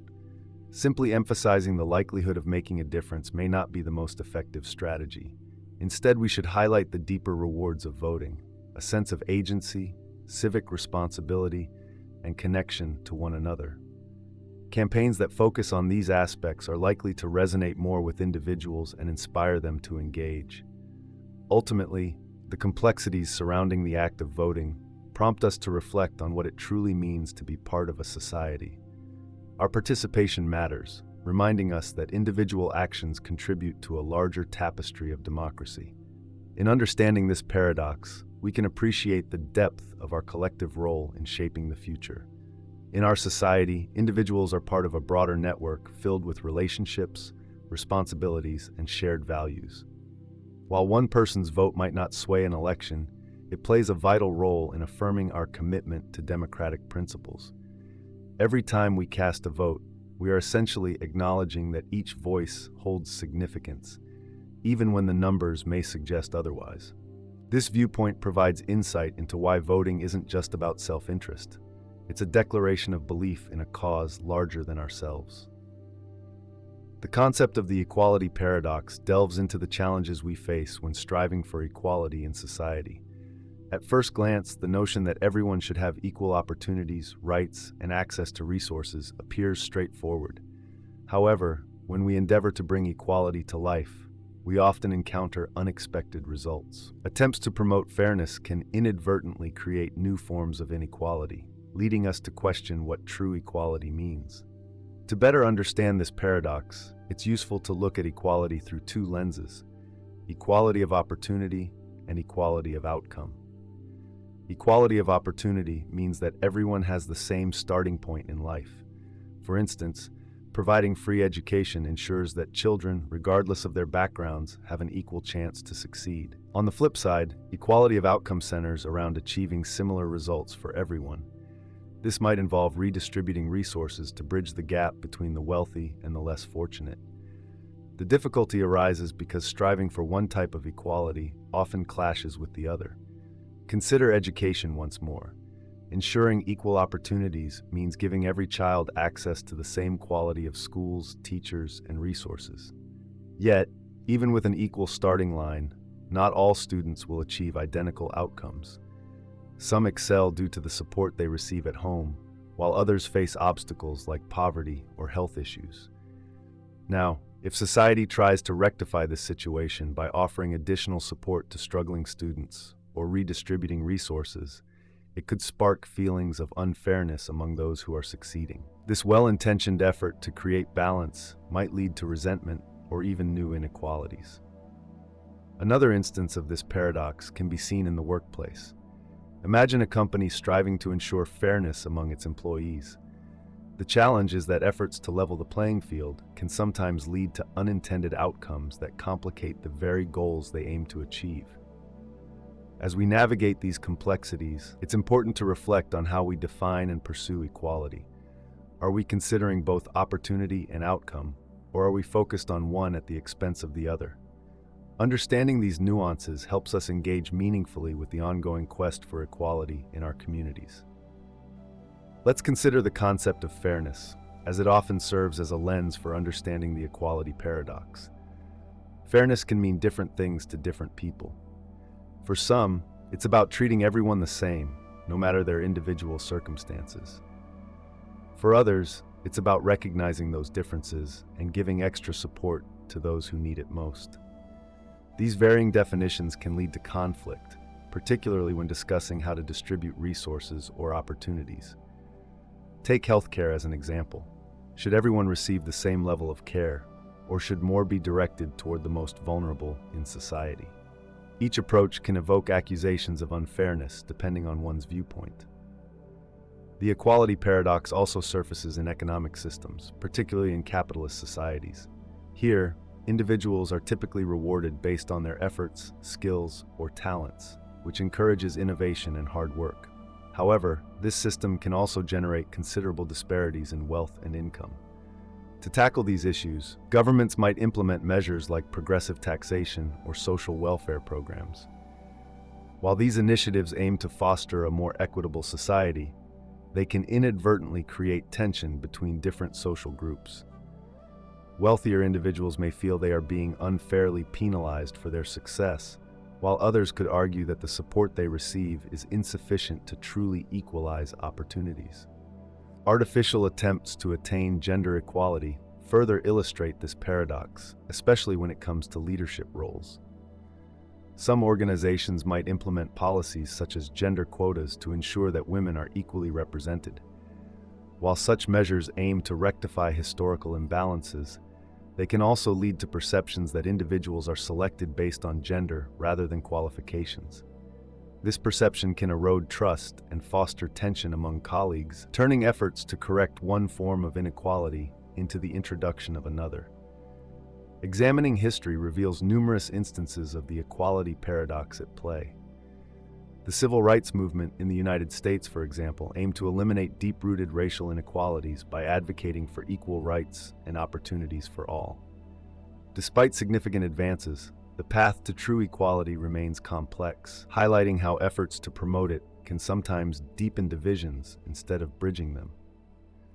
So how do we navigate these challenges to achieve a more balanced approach to equality? That's a question worth exploring further. The equality paradox manifests in various aspects of our lives, from societal structures to personal relationships. Take, for instance, a simple situation among friends, splitting a restaurant bill. Some might argue that dividing the bill equally is fair, irrespective of what each person ordered. On the other hand, others may feel that each person should only pay for their own meal. Both views are understandable, but disagreements can arise if everyone can't agree on what fairness truly means. This scenario is reflective of a broader issue, the complexities surrounding equality. Looking at history provides further insight into this paradox. For example, affirmative action programs were created to help marginalized groups overcome systemic disadvantages. These initiatives aimed to create a more level playing field. However, they also ignited discussions about whether these programs might lead to new forms of discrimination. Supporters believed such measures were essential to rectify historical wrongs. Critics, however, argued that they compromised the principle of meritocracy. This ongoing debate reveals that efforts to promote equality can sometimes spark resistance and differing views on what fairness entails. Another historical instance is the rise of socialism in the 20th century. Socialist movements aimed to address economic inequality through wealth redistribution. In some cases, these efforts did help narrow income gaps. Nonetheless, many socialist states struggled with challenges such as inefficiencies, corruption, and restrictions on personal freedoms. Workers who put in more effort often felt discouraged when their accomplishments weren't recognized, while others took advantage of the system. These issues highlight how striving for equality can inadvertently undermine the very goals it aims to achieve. Psychology also sheds light on our responses to perceived unfairness. Research indicates that people are highly attuned to how they are treated relative to others, whether they feel better or worse off. This awareness can complicate the implementation of policies intended to be fair. Measures designed with noble intentions can sometimes evoke feelings of resentment or entitlement, diminishing their effectiveness. So how do we navigate the equality paradox? One possible approach is shifting our focus from equality to equity. While equality emphasizes treating everyone the same, equity acknowledges that individuals have distinct needs and circumstances. By tailoring support to fit these varying needs, we can work toward a more equitable society rather than relying on a one-size-fits-all solution. Let's explore the idea of equity in achieving fair outcomes, particularly in education. Instead of providing the same funding to all schools, equity focuses on giving additional resources to those in disadvantaged areas. This approach recognizes that different groups encounter unique challenges and aims to address these with targeted solutions. Engaging in open conversations about fairness also plays a crucial role. When people feel their voices matter in decision-making, They are more likely to support efforts for equality, even if they don't benefit directly. This approach requires empathy and transparency and acknowledges that complex issues cannot be simplified too easily. The equality paradox serves as a reminder that resolving these challenges is rarely straightforward. Attaining true equality demands ongoing reflection, adaptation, and compromise.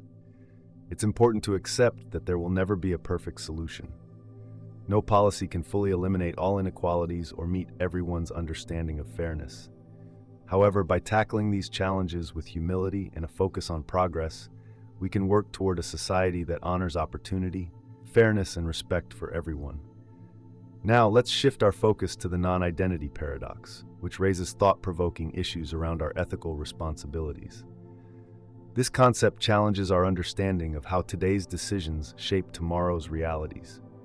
It leads us to consider questions about the long-term impacts of our choices, particularly regarding those who do not yet exist. Take, for example, a couple contemplating when to have a child. If they decide to conceive now, their child might inherit certain health conditions due to environmental or genetic factors. Conversely, if they delay conception, they could potentially avoid those risks. The intriguing part is that the child born later would be a completely different individual than the one conceived earlier. This raises the question, can the first child claim they would have been better off had their parents waited? The answer lies in the fact that they would not have existed in the first place, demonstrating the complexities involved in our decisions and their ripple effects on future lives. Imagine a government deciding to build a power plant. This facility promises to provide energy for many years, but it will also release pollutants into the air, potentially impacting the health of future generations. Here's the interesting part. If the government had opted not to construct the plant, the people born after its establishment wouldn't exist at all. So can these future individuals claim they've been harmed by the pollution? After all, their very existence is tied to the decision to build.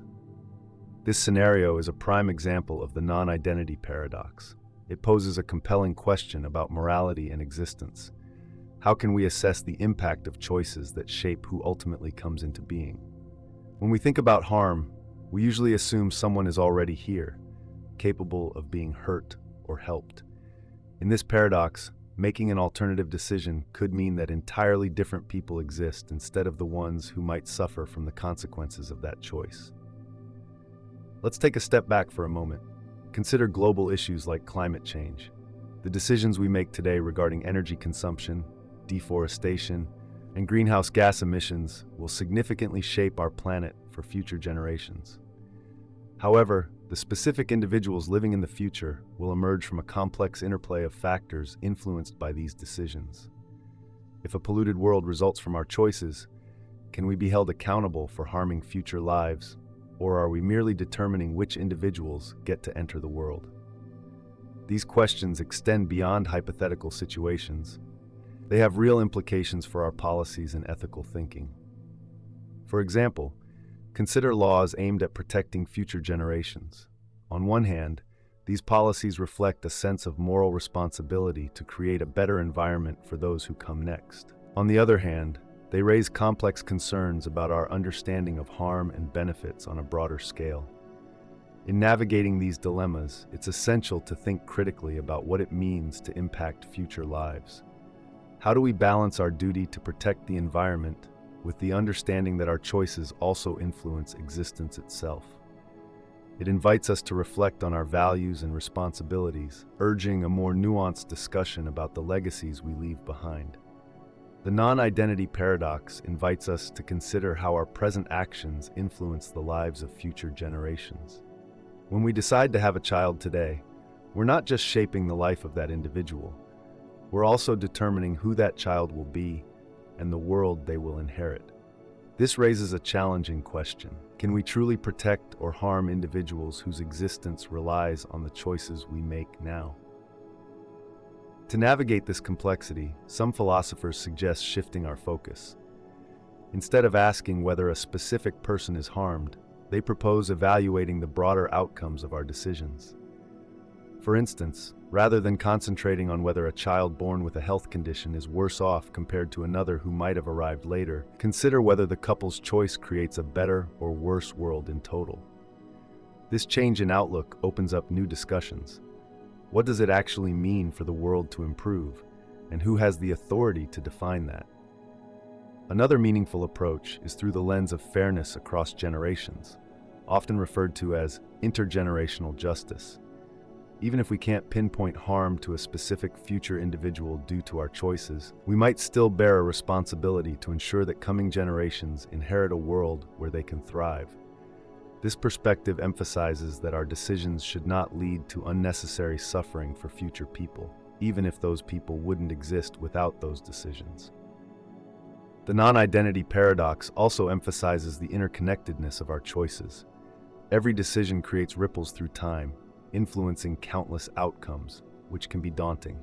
However, it also reminds us to be intentional in our actions. By making thoughtful choices, we not only shape our own lives, but also affect the lives of many who will follow. This understanding introduces a weighty sense of responsibility, urging us to act with care. This concept can be unsettling. It challenges traditional moral frameworks and highlights that certain questions may not have straightforward answers. Yet this acknowledgement can also feel freeing. Embracing the complexity of these issues encourages a more thoughtful and compassionate approach. Ultimately, the non-identity paradox isn't about finding simple solutions or clear-cut answers. It's about engaging with the tough questions that emerge from our responsibilities to one another across time. Reflecting on the long-term effects of our choices prompts us to look beyond simple ideas of right and wrong. It invites us to consider the intricate web of interconnected decisions and their outcomes that influence our world.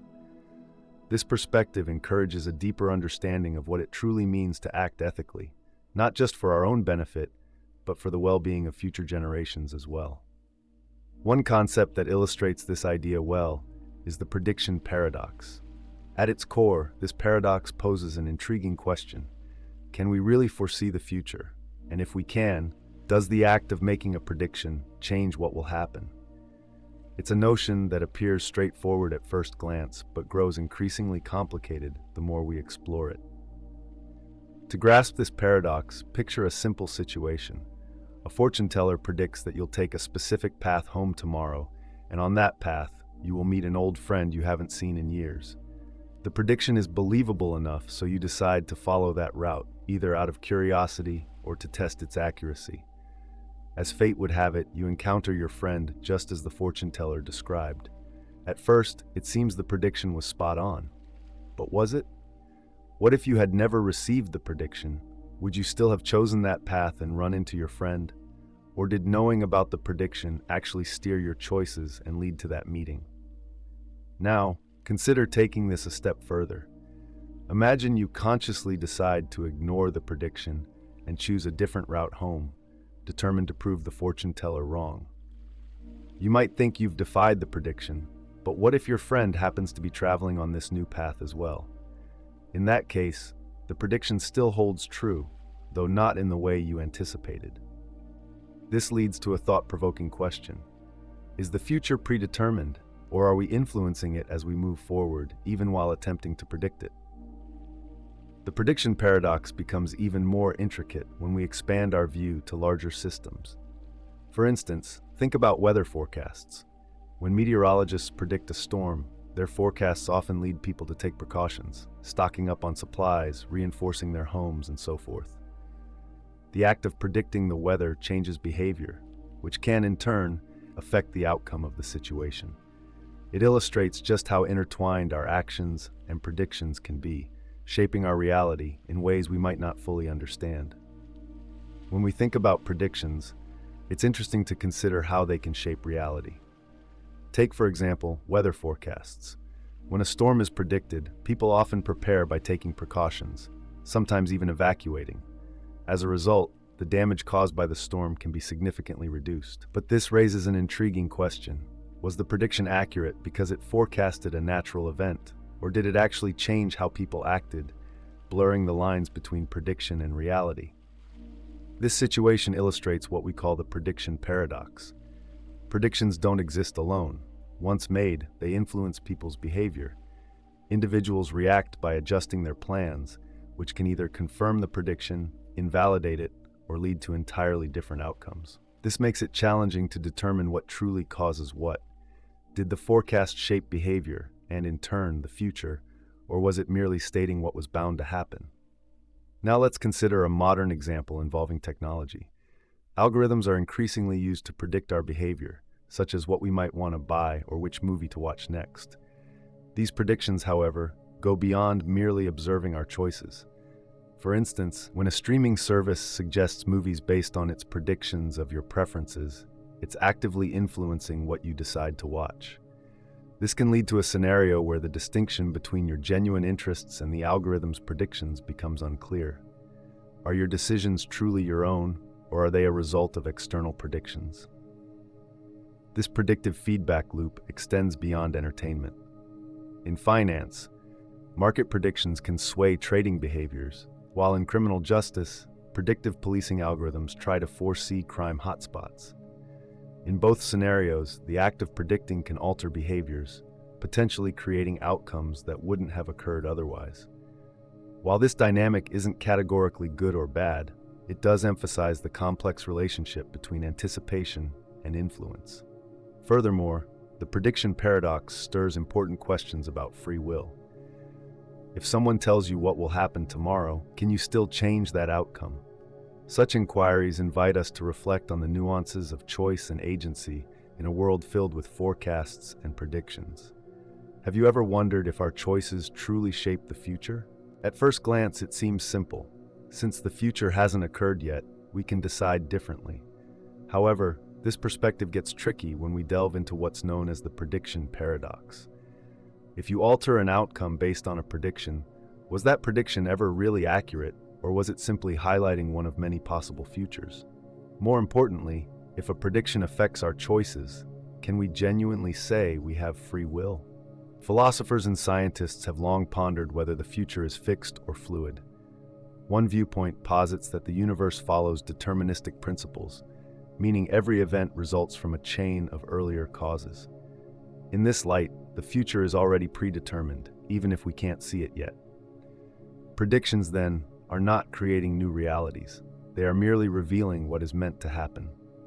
On the flip side, some argue that the future is shaped by our present choices. From this angle, predictions are unreliable since they can't account for the countless variables influencing human actions. One captivating aspect of the prediction paradox is the self-fulfilling prophecy. This occurs when a prediction leads to its own realization. For instance, if a teacher tells a student they are bound to succeed, the student may become more motivated, ultimately achieving that success. Conversely, a negative prediction can crush a student's confidence, leading them down a path of failure. In these cases, the prediction doesn't just forecast the future, it actively helps to create it. Interestingly, the opposite can also occur. A prediction might fail because people take steps to avoid it. Imagine an economist foresees a financial crisis. In response, governments could implement measures to stabilize the economy, preventing the predicted collapse. Even though the original prediction was incorrect, it served a purpose by inciting action, a phenomenon known as a self-defeating prophecy. As we consider the broader implications of predictions, we must ask, if we could perfectly predict the future, would we really want to? How would our sense of agency change if we were aware of every decision we would ever make? Such questions invite us to reflect on the interplay between foresight and free will. Imagine two twins, Alex and Jamie, who start their lives at the same moment in the same place. They grow up together, sharing experiences and milestones. One day, Alex decides to embark on a space journey, boarding a spacecraft that travels near the speed of light, while Jamie remains on Earth. This decision sets the stage for a remarkable exploration of time itself. After years in space, Alex returns home, only to discover that he and Jamie are no longer the same age. While Alex has aged very little due to the high speed of his travel, Jamie has experienced the passage of time in a more conventional way.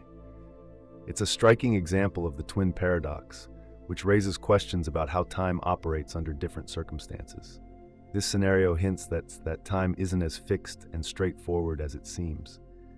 Now consider how this relates to our perception of the future. It can be tempting to want clarity about what lies ahead, thinking that knowledge could empower us to make better choices and avoid pain.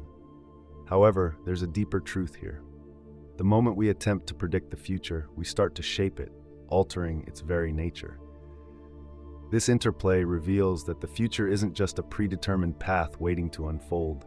Instead, it is something we are actively creating through our choices today. Every decision you make, each reaction you have to a forecast, and every effort to influence what comes next all contribute to a complex web of cause and effect. The heart of the prediction paradox lies in this dynamic relationship between what we know and how we act. So why does this matter? Recognizing that the future is not just something we passively observe can profoundly change our perspective. It invites us to engage more thoughtfully with our decisions. By understanding that we are co-creators in the unfolding of time, we can appreciate the journey, filled with uncertainty, curiosity, and growth. Ultimately, the twin paradox and the exploration of our future remind us that life is a continuous conversation between knowledge and action. What choices will you make today that could shape your tomorrow? Imagine two twins, Alex and Jamie. While Jamie stays on Earth, life continues as normal. Days turn into weeks, weeks into months, and months into years. Meanwhile, Alex embarks on a journey, traveling close to the speed of light. For Alex, time feels different. It seems to pass more slowly. This distinction may sound surprising, but it aligns with Einstein's theory of relativity, which reveals that time isn't a constant experience for everyone. So, what does this mean? In simple terms, time is relative. How you experience it can depend on your speed and the gravitational forces around you. There's a fascinating concept called time dilation that explains this idea. When an object moves at high speeds, time effectively slows down for it compared to an observer who remains stationary. However, you might not notice this difference at everyday speeds, as the effects are only significant at speeds approaching that of light. As we consider Alex and Jamie's experiences, let's delve deeper into how time unfolded for them. For Alex, his journey might feel like a few years. However, much more time passes back home on Earth, where Jamie is living life regularly. This difference stems from the fact that Alex's body, his heartbeats, his aging, occurs more slowly because of his high-speed travel. Interestingly, if we were to view this situation from Alex's perspective, he could think of Jamie as the one moving quickly away while he remains in the spaceship. It raises an intriguing question. Shouldn't time have slowed down for Jamie instead? At first, this seems contradictory. The key to understanding lies in the concepts of acceleration and deceleration, which play different roles in relativity. While Jamie's journey is a steady path, Alex's experience involves changing speeds as he takes off and returns to Earth. This acceleration introduces an imbalance in their timelines, effectively making Alex the one who experiences less passage of time overall. Real-world experiments have confirmed the principles behind the twin paradox, although they have not involved humans traveling at light speed. Scientists have used highly accurate atomic clocks in their studies, demonstrating the effects of time dilation in action. In the end, the twin paradox not only teaches us about time, but also invites us to contemplate the nature of reality itself. How fascinating is it to think that time can bend and stretch based on our movement through the universe? Consider the implications of time not being a straightforward fixed entity. This idea isn't just an interesting concept. It prompts us to rethink our everyday experiences and how we relate to one another and the universe. Imagine an astronaut who travels to a distant star system at speeds nearing that of light. For this traveler, only a few years might pass during their adventure. However, when they return to Earth, they could find that decades or even centuries have slipped by for those they left behind.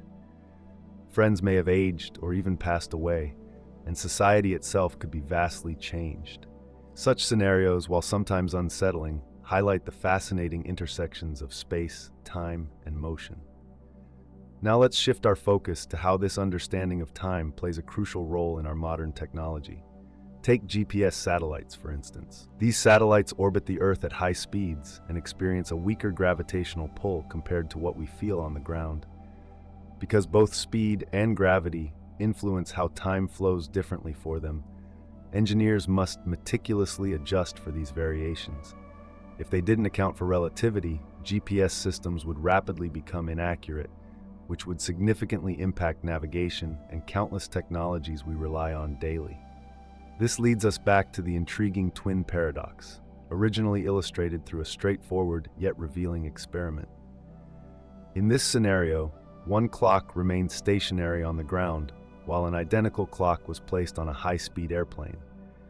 After their journeys, a comparison revealed that the clock on the plane recorded slightly less time than its counterpart on the ground. Though the difference was minimal, due to the airplane's speed being far below that of light, it confirmed the predictions of relativity, indicating that time is not an absolute measure. As we ponder these examples, it raises profound questions about the nature of time itself. If time varies based on perspective, what does that mean for how we navigate our lives? It challenges us to consider not just our own experiences, but also how other beings moving at different speeds or in different gravitational fields perceive time in ways that are entirely unfamiliar to us. The twin paradox, therefore, invites us to look beyond our immediate perceptions and opens a dialogue about the vast possibilities of our universe. Consider the twin paradox, a fascinating story that highlights the importance of perspective.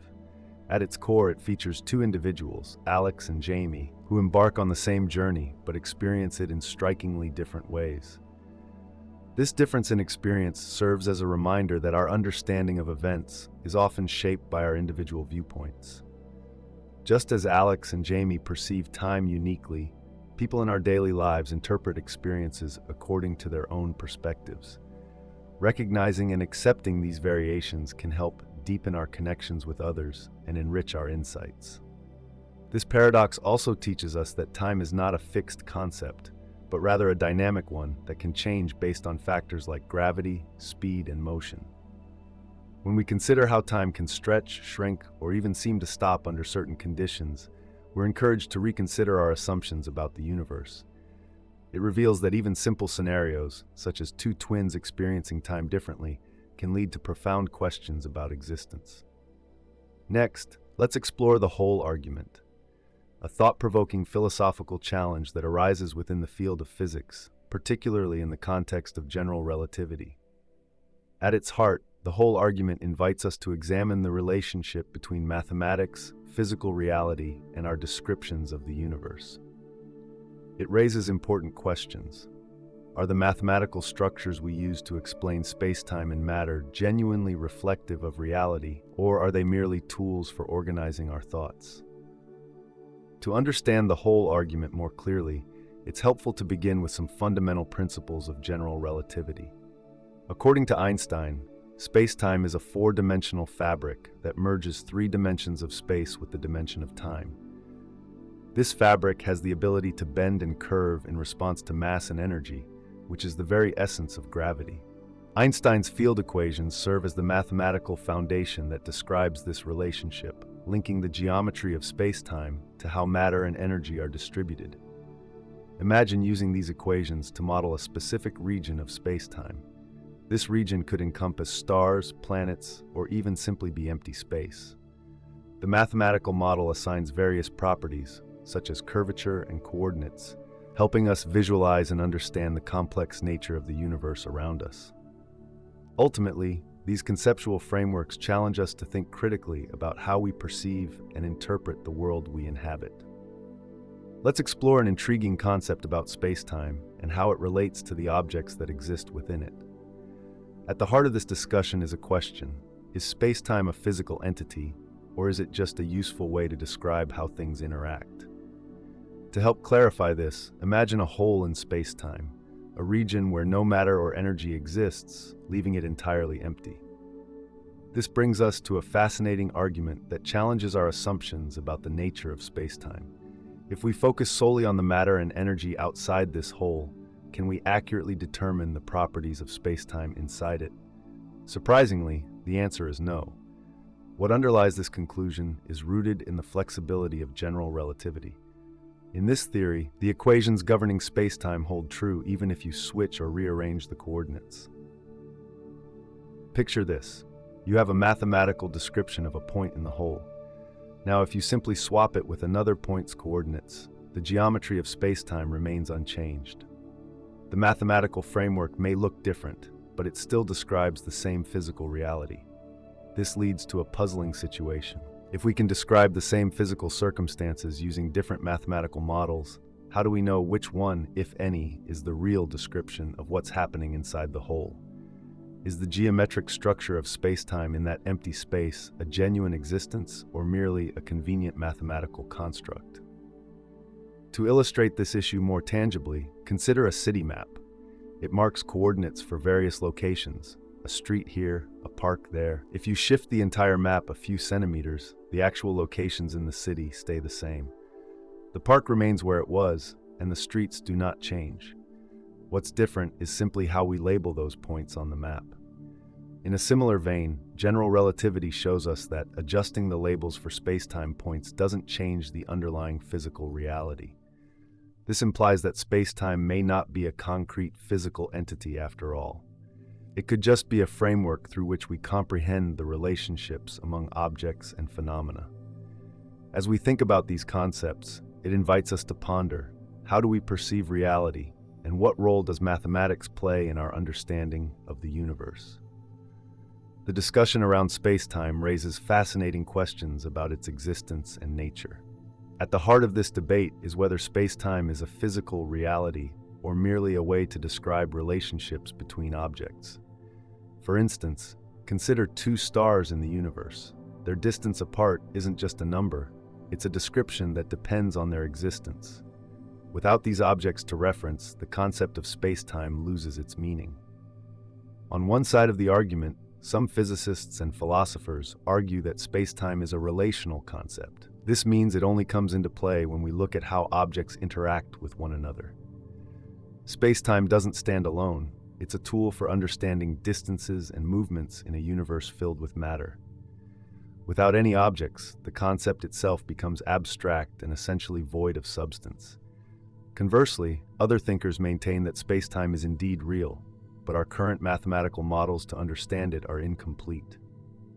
They contend that just because we can create various models for the same physical phenomenon, it doesn't mean space-time is illusory. Instead, this suggests that the universe's complexity exceeds our understanding and capabilities. This exploration of space-time also ties into the idea of determinism. Traditionally, in classical physics, if you know the state of a system now, you can accurately predict its future. However, in the realm of general relativity, we find that the characteristics of space-time in any given area can't always be neatly determined by the surrounding matter and energy. This leads us to ponder whether the universe is truly predictable or if there is intrinsic unpredictability woven into its very fabric. Einstein himself wrestled with these ideas. Initially, he leaned towards the relational view, but later questioned and revisited other interpretations. The dialogue on the essence of space-time is ongoing, with various perspectives still being presented today. Some researchers suggest that quantum mechanics, focused on the behavior of tiny particles, may offer insights into the questions this discussion raises. Others speculate that new mathematical frameworks or alternative gravity theories could provide clarity. Despite the abstract nature of this conversation, the implications of understanding space-time are practical and significant. Grasping what space-time is fundamentally shapes our advancements in physics and our comprehension of the universe itself. Isn't it intriguing how such complex ideas ripple into the heart of scientific progress? The exploration of knowledge often leads us down intriguing paths, especially when we encounter philosophical concepts like the Munchausen trilemma. This idea presents a fascinating challenge. How can we justify what we claim to know? It suggests that any justification will ultimately lead us to one of three unsatisfactory outcomes, each revealing the limitations of human reasoning. For instance, consider the simple assertion that the Earth orbits the Sun. If someone questions how you know this, you might refer to scientific observations or established laws of physics. However, this raises another question. How can you be certain those laws are accurate? This chain of inquiry illustrates a deeper issue about the foundations of our beliefs, whether they're rooted in science, ethics, or even everyday decisions. Now, stepping back to the realm of physics, we face another significant puzzle: the quest for a unified theory that merges general relativity and quantum mechanics. These two frameworks effectively describe the universe at dramatically different scales, yet they remain awkwardly disconnected. This inconsistency highlights a profound challenge in understanding the fabric of the universe itself. At first glance, these concepts might seem distant from our daily experiences, but their implications resonate on fundamental levels. We may not deal with the vast emptiness of space or the complexities of mathematical models daily, but the questions they raise are deeply relevant. What does it mean for something to truly exist? How do we differentiate between the physical world and the concepts we use to describe it? These inquiries, while not easily answered, underscore the richness and enigma of the universe. They serve as a reminder that even straightforward questions can lead to significant insights about existence itself. Whether we view space and time as tangible entities, relational constructs, or even something beyond our current understanding, this ongoing debate expands the limits of human knowledge. Ultimately, it encourages us to appreciate that our universe is far more complex and fascinating than we might typically acknowledge. When we examine everyday experiences closely, we often find that our efforts to explain or justify things tend to fall into one of three categories: circular reasoning, infinite regression, or axiomatic assumptions. Let's begin with circular reasoning. This occurs when the justification for a claim simply loops back to the claim itself. For instance, imagine someone asserts that the Earth revolves around the sun because science tells us so. If you ask them why they trust science, they might say it's based on reliable observations and experiments. But if you dig deeper and inquire why those observations are trustworthy, they could end up back at because science says so. In this scenario, the reasoning doesn't progress, it just circles back on itself. Think of it like trying to lift yourself off the ground while holding onto your own bootstraps. It may seem effective, but you're actually not advancing. Next, let's look at infinite regression. This concept occurs when each explanation requires an even deeper justification, resulting in a never-ending chain of answers. For example, if you ask, "Why does the Earth revolve around the sun?" and someone cites gravity, you might then ask, "Why does gravity work?" They could reference mathematical models, but when you question those models' validity, the justifications can continue indefinitely. This endless cycle can lead to frustration, as it prevents you from arriving at a solid conclusion. The final category is axiomatic assumptions. Here, you might stop the questioning by declaring something to be self-evident. For example, someone might say they trust the laws of physics because they're simply true. This method bypasses the issues presented by circular reasoning and infinite regression, but it does so arbitrarily by deciding that certain truths don't need further justification. While this approach is common in fields such as mathematics, science, and philosophy, where axioms serve as accepted starting points without proof, it does raise the question of why specific assumptions are taken for granted. These three forms of reasoning illustrate different ways we struggle with justification. Each has its own implications, and understanding them can provide clarity as we navigate complex ideas in our daily lives. So, which category do you think your justifications usually fall into? The concept of the Munchausen trilemma sheds light not just on abstract philosophy, but also on our everyday conversations and beliefs. Have you ever found yourself questioning why someone holds a particular ethical stance? For instance, if an individual asserts that it's wrong to harm others, it's natural to ask for their reasoning. They might refer to societal norms, prompting another question. Why should we consider those norms valid? If they turn to human empathy as a basis for morality, we can challenge that by asking why empathy should take precedence. This questioning can lead to a cycle where the original claim is reiterated, the discussion spirals into endless justifications, or the individual declares something as self-evident. This can be a bit unsettling because it illustrates that no matter how diligently we try to justify our beliefs, we eventually reach an impasse. It's a humbling reminder of the limitations inherent in our reasoning. However, this isn't meant to suggest that nothing can be known or that knowledge is entirely unattainable. Instead, It invites us to reflect more thoughtfully on how we justify our beliefs, acknowledging that some uncertainty is a part of the process. Throughout history, philosophers have wrestled with what the Munchausen trilemma means for our understanding of knowledge. One perspective is foundationalism, which posits that certain core beliefs must be accepted without further proof. Foundationalists regard these beliefs as the solid base for all other knowledge. On the other hand, coherentism suggests that knowledge is justified when our beliefs are interconnected and support one another. Rather than relying on an indestructible foundation, coherentism emphasizes the importance of these relationships. Another approach to the trilemma is pragmatism, which prioritizes practicality over absolute justification. Pragmatists argue that beliefs should be accepted if they prove useful and effective, even if they can't be proved beyond a shadow of a doubt.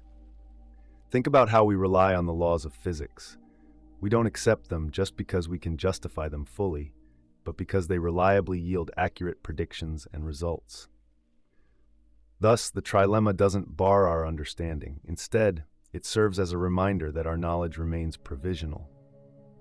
Even in the realm of science, the implications of the Munchausen trilemma are significant. It prompts scientists to consider how we come to accept hypotheses and theories, influencing the way knowledge evolves and adapts over time. By embracing this understanding, we can move forward with a balanced perspective, appreciating both the depth and limitations of our beliefs. Let's explore how we understand time and our responsibilities, particularly through a concept known as Future Tuesday indifference. Picture this. You're faced with an unpleasant task. Maybe it's cleaning out the garage, filing your taxes, or breaking bad news to someone. If this task is set for next Tuesday, you might find yourself feeling indifferent about it now. After all, it feels distant and abstract, something you don't need to worry about right away. However, as that Tuesday approaches, this indifference quickly fades away. The task, once just an idea, becomes pressing and unavoidable. This shift reveals a fundamental aspect of human nature and how we perceive our obligations. It's fascinating, isn't it? We often prioritize the present over the future, a behavior known in psychology as temporal discounting. In simpler terms, we tend to give more value to immediate experiences and emotions rather than those that lie ahead. Now, let's connect this idea back to inquiry science. In this field, we often operate under assumptions, like the consistency of natural laws or the trustworthiness of our senses. Although these assumptions can't be proven definitively, they provide a practical framework for exploration. Science embraces the idea that its conclusions can change with new evidence, which is a sensible response to the challenges we face in understanding the world. At its core, the Munchausen trilemma reminds us that while absolute certainty might be out of reach, striving for knowledge remains worthwhile. Each time we ask ourselves, "How do I know?" we inch closer to deeper insights, even if we don't arrive at a final answer. This inquiry isn't about solving a problem, but rather recognizing the richness and complexity of human thought. In our daily lives, being aware of the trilemma can sharpen our arguments. It nudges us to examine our assumptions and to entertain new perspectives. Accepting that uncertainty exists can lead to more open discussions and less rigid stances during disagreements. So, as we navigate through our understanding of knowledge and time, we discover that each exploration brings us valuable insights along the way. When we think about commitments or responsibilities, we often feel that they are far off in the future, making them easier to agree to. For example, consider a meeting scheduled for next month. At the moment, it seems manageable, but if it were happening tomorrow, would you still feel the same way? This tendency can also be seen with deadlines. If you have a project due 6 months from now, you might not feel an immediate urge to begin working on it. Initially, there's a sense of indifference, but as the deadline approaches, the pressure mounts. The project begins to weigh on your mind, leading to stress and maybe even procrastination. Does this change in mindset sound familiar? Interestingly, this isn't just about negative experiences. It also explains why long-term goals, like eating healthier or saving money, can be so challenging. When these decisions are hypothetical, they seem easy. Skipping dessert or saving a portion of your paycheck feels doable when it's just a thought. However, When you encounter the immediate pleasure of a chocolate cake or a tempting sale, those decisions become significantly harder. This disconnect also affects our perceptions of positive events. Take the example of planning a vacation 6 months away. You might feel excited, but that enthusiasm can fade as the date feels distant. Yet, as the trip gets closer, that excitement can build again, transitioning from a fleeting idea to something you can look forward to eagerly. Even with smaller, everyday pleasures, the same dynamic occurs.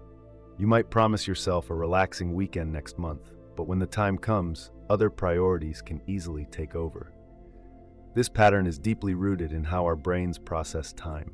Historically, our ancestors needed to prioritize immediate survival over long-term planning, as worrying about future scenarios wasn't practical when basic needs like food and shelter were at stake.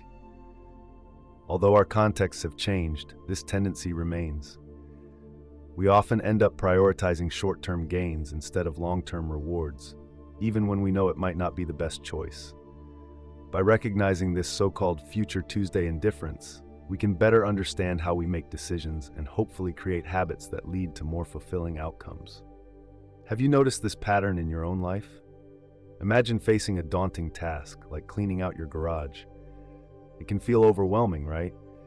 Instead of thinking about the entire job ahead, consider breaking it down into smaller parts. Rather than committing to an exhausting day of work, why not start with just one shelf? This way, the task seems less intimidating and it becomes easier to take action. Now let's think about how this applies to your goals. If you're trying to save money, starting with a small daily contribution, like $5, can feel more achievable than aiming for a huge amount all at once. This incremental approach also works for health. Focus on improving one meal or adding one workout at a time. These small, manageable steps help connect your present actions to your future aspirations, making them feel more attainable. It's interesting how our perception of the future can impact our decisions today. Often, we feel less urgency about future tasks, which might lead us to agree to commitments that we don't really want to take on. This overcommitment can create stress as tasks pile up. A helpful strategy is to pause and consider whether you would agree to a commitment if it were for tomorrow. This simple question can guide your decisions and prevent future frustration. Managing anxiety about upcoming events can also be tricky. Worrying often doesn't change the outcome, while ignoring these concerns can lead to bigger problems down the road. Striking a balance is essential. It's important to acknowledge the future without letting it overwhelm your thoughts. Planning for what's ahead can help reduce anxiety, but remember that your ability to act is always in the present moment. Finally, it's worth noting that this tendency to distance ourselves from future obligations isn't inherently negative. It can protect us from unnecessary stress. After all, if every future obligation felt as pressing as today's tasks, it might be hard to get anything done. So next time you face a big task or goal, try breaking it down, reflecting on your commitments, and focusing on the now. How might that change your approach? Let's take a look at how our perception of time can shape our decisions and behavior. It's intriguing to think about the future and how it influences our actions today. We often focus on what's next, but this can lead to unnecessary stress or decision-making delays. For instance, have you ever found yourself worrying about a task weeks in advance, only to realize that the anticipation was more daunting than the reality? This tendency to focus on the future can distract us from the present moment, making it hard to appreciate what's happening around us right now. Grounding ourselves in the present helps us to embrace mindfulness. Mindfulness isn't about ignoring what lies ahead.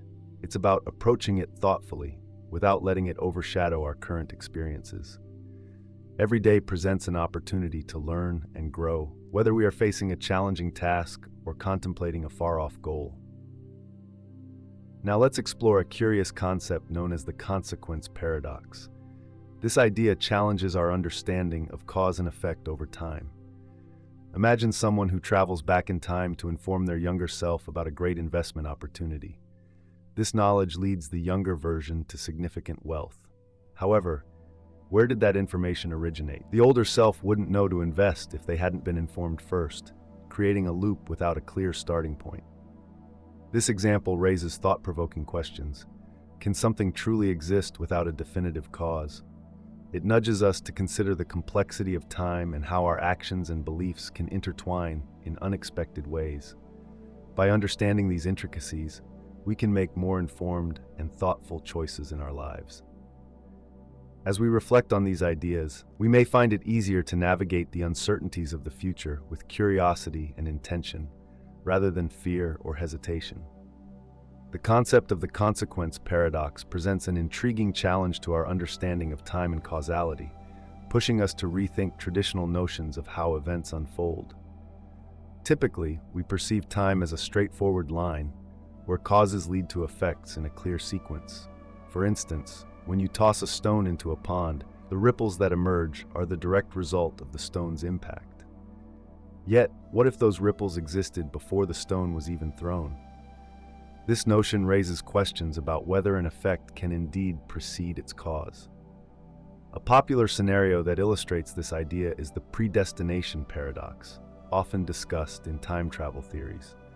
Picture a man who discovers a book of knowledge filled with groundbreaking scientific discoveries. He leverages this knowledge to change the world, achieving fame in the process. However, when he later invents a time machine, he decides to send the book back to his younger self, ensuring that he receives this knowledge at an earlier point in life. The dilemma arises here. If the book's contents have no origin, because they continually cycle through time, then it creates a closed loop where knowledge exists without a clear starting point.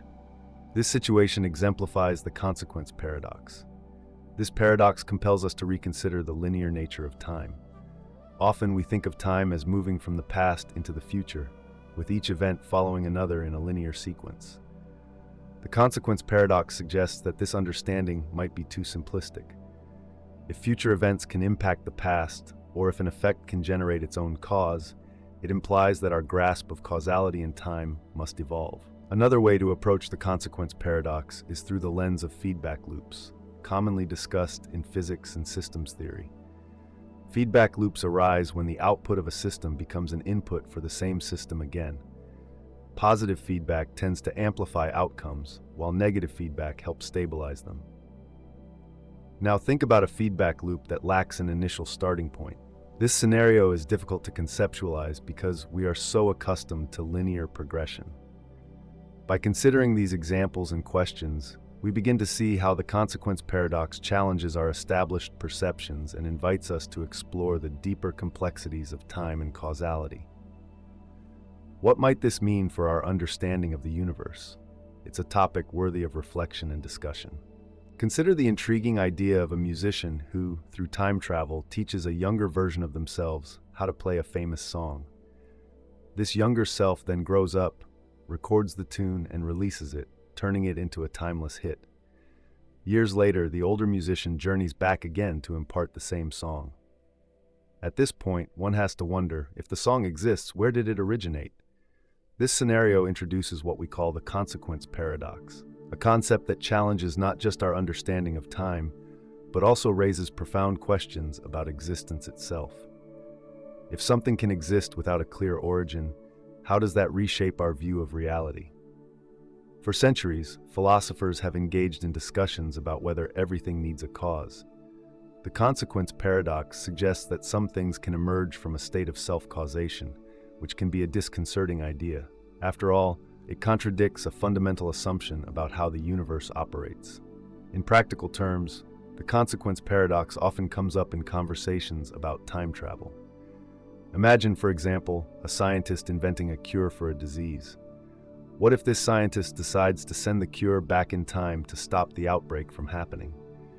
If the disease never occurs because of this intervention, the scientist may never have a reason to invent the cure in the first place. This creates a loop where the cure's existence hinges on an event that never took place, presenting a clear paradox. The consequence paradox also invites us to examine the nature of free will. If the future can influence the past, what does that mean for our choices? Take someone who learns about their impending actions and then makes decisions based on that knowledge. Are they truly acting freely, or are they just following a previously determined path?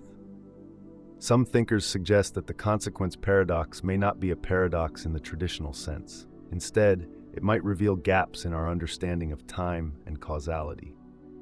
These discussions can be both engaging and perplexing, encouraging us to explore deeper dimensions of logic and existence.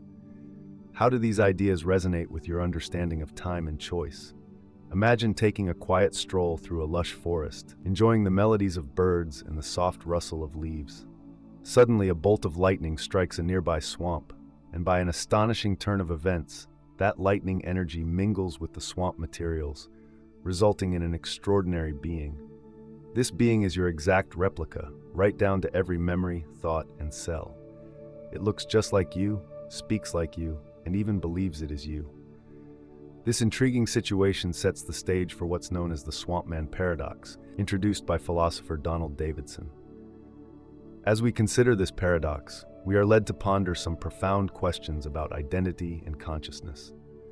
If this swamp man is indistinguishable from you in every physical and mental aspect, can we say it is truly you? Is this replica considered the same person, or is it something entirely separate? These inquiries challenge our understanding of what it means to be an individual, to have memories, and to maintain a sense of identity over time. Now let's weave in another thought-provoking concept: quantum mechanics. One of its most fascinating elements is quantum entanglement, where particles can interact instantly, regardless of distance. This challenges our typical ideas about cause and effect, suggesting that the universe might function according to rules that are beyond our everyday comprehension. With these paradoxes in mind, we find ourselves questioning the structure of reality itself. If time and causality aren't as set as we once thought, what implications does this have for how we perceive the universe? Could there be other dimensions or frameworks where these complexities find clarity? Although we may not have complete answers to these questions, exploring them broadens our understanding and invites us to think critically about our assumptions. The Swampman paradox and the ideas from quantum mechanics highlight the mysteries that surround us, pushing us toward curiosity and deeper exploration. They remind us to remain open to new perspectives, no matter how unconventional they may seem. Whether we engage with these thought experiments in science fiction, philosophical debates, or simply through reflection, these challenges encourage us to embrace uncertainty.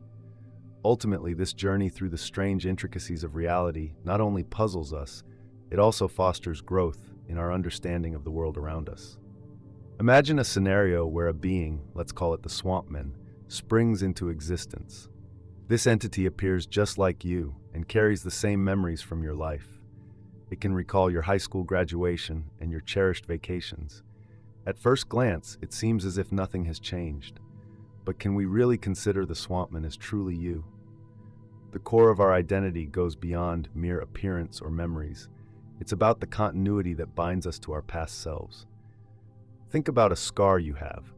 When you see it today, you connect it to a specific event from your past. That scar is a physical reminder of something you've experienced, linking who you are now to who you were then. The Swampman, however, lacks this important continuity. Sure, it can remember your experiences, but it never actually lived through them. Philosophers such as John Locke have debated this idea extensively. Locke argued that memories play a vital role in shaping our identity. According to him, if you can remember an event, it belongs to you. By this line of thinking, one might assume that the Swampman's memories qualify it as you, even if those memories were created in a random way. Yet others disagree, suggesting that true identity requires a deeper connection to our physical and psychological history, something the Swampman simply does not have. Another angle to consider is how meaning is tied to experience, a thought introduced by Donald Davidson through his exploration of paradoxes. For instance, when you use the word tree, it carries meaning because of all the trees you've encountered throughout your life. The Swampman may say tree too, but it hasn't touched or seen any trees. Its usage of the word mimics yours, but it's ultimately disconnected from genuine experience. This raises important questions. Without lived experiences, can the Swampman truly grasp the meaning behind its thoughts? Or is it merely imitating the patterns and structures of language without understanding? These questions compel us to reflect on what it truly means to be ourselves. Let's explore a fascinating thought experiment, often referred to as the Swampman paradox. This scenario asks us to reconsider what we think about the nature of identity and consciousness. Imagine a being, the Swampman, created by a lightning strike that transforms organic materials into a perfect human replica of you. This being has your memories, emotions, and thoughts, but it lacks any real history or personal experiences. Now, this raises an intriguing question. If the Swampman has your memories and feelings, does it possess consciousness? At first glance, one might think so. After all, it experiences feelings like pain, joy, and love, just like you do. However, the Swampman has no past. It didn't grow up, learn from its surroundings, or go through events that shape a person's identity. So, what does that mean for its consciousness? Is it possible for consciousness to exist independently of experience, or is it an outcome of all the events one has lived through? This thought experiment challenges us to reflect on our assumptions about identity. If we agree that the Swampman isn't really you, then we must also consider situations where identity is disrupted in real life. Take, for example, individuals who suffer memory loss or undergo dramatic personality changes. Are they still the same person after such experiences? Similarly, think about cases involving brain injuries where someone's body remains intact, yet their sense of self fundamentally alters. These instances echo the questions the Swampman raises about what constitutes our identity. Moreover, this paradox invites us to reflect on what it means to be human. If the Swampman appears to think, feel, and act like a human, does that make it less human simply because it lacks a developmental history? Or does its capacity for thought and emotion define its humanity, regardless of how it came to be? Ultimately, the Swampman paradox also encourages us to examine the boundaries of science and philosophy. While it's tempting to focus on the mechanics of the scenario, how the lightning strike could produce such a being, the essence of the paradox lies beyond that. It urges us to think about identity, meaning, and consciousness in deeper ways. By removing the typical contexts of birth, growth, and personal experiences, the Swampman forces us to confront our beliefs about what makes us us. In the end, the Swampman paradox serves as a valuable reminder of the complexities surrounding identity. It illustrates that being oneself encompasses much more than just memories or experiences. Rather, it challenges us to consider the profound nature of consciousness and what it truly means to be human. The noisy argument paradox offers an intriguing perspective on human communication. It reveals a peculiar aspect of how we handle disagreements. At its essence, the paradox suggests that as discussions become more intense and heated, they are less likely to reach a resolution. This phenomenon isn't solely about how loud the voices get. It also involves the emotional stakes and the effort each participant invests in winning the argument rather than seeking understanding. Consider a situation where two individuals are debating a political issue. They might start with a calm exchange of ideas, but as one person becomes more passionate in defending their point, the other feels pressured. This escalating tension leads them to dig in their heels. What begins as a conversation can quickly spiral into interruptions and frustration, with neither party truly listening. In the end, both leave the discussion even more convinced of their own correctness, reflecting the noisy argument paradox in action. This paradox highlights a significant flaw in our approach to disagreements. Often we assume that the fundamental issue lies with the other person. We think that if they could just see things from our perspective, they would agree with us. However, this overlooks a crucial reality. Everyone genuinely believes in the validity of their viewpoint. No one enters an argument thinking they are wrong. When both sides are firmly convinced of their correctness, instead of narrowing the divide, pushing harder tends to widen it. This dynamic also has a psychological aspect. People tend to react defensively when their beliefs are challenged, a phenomenon often called the backfire effect.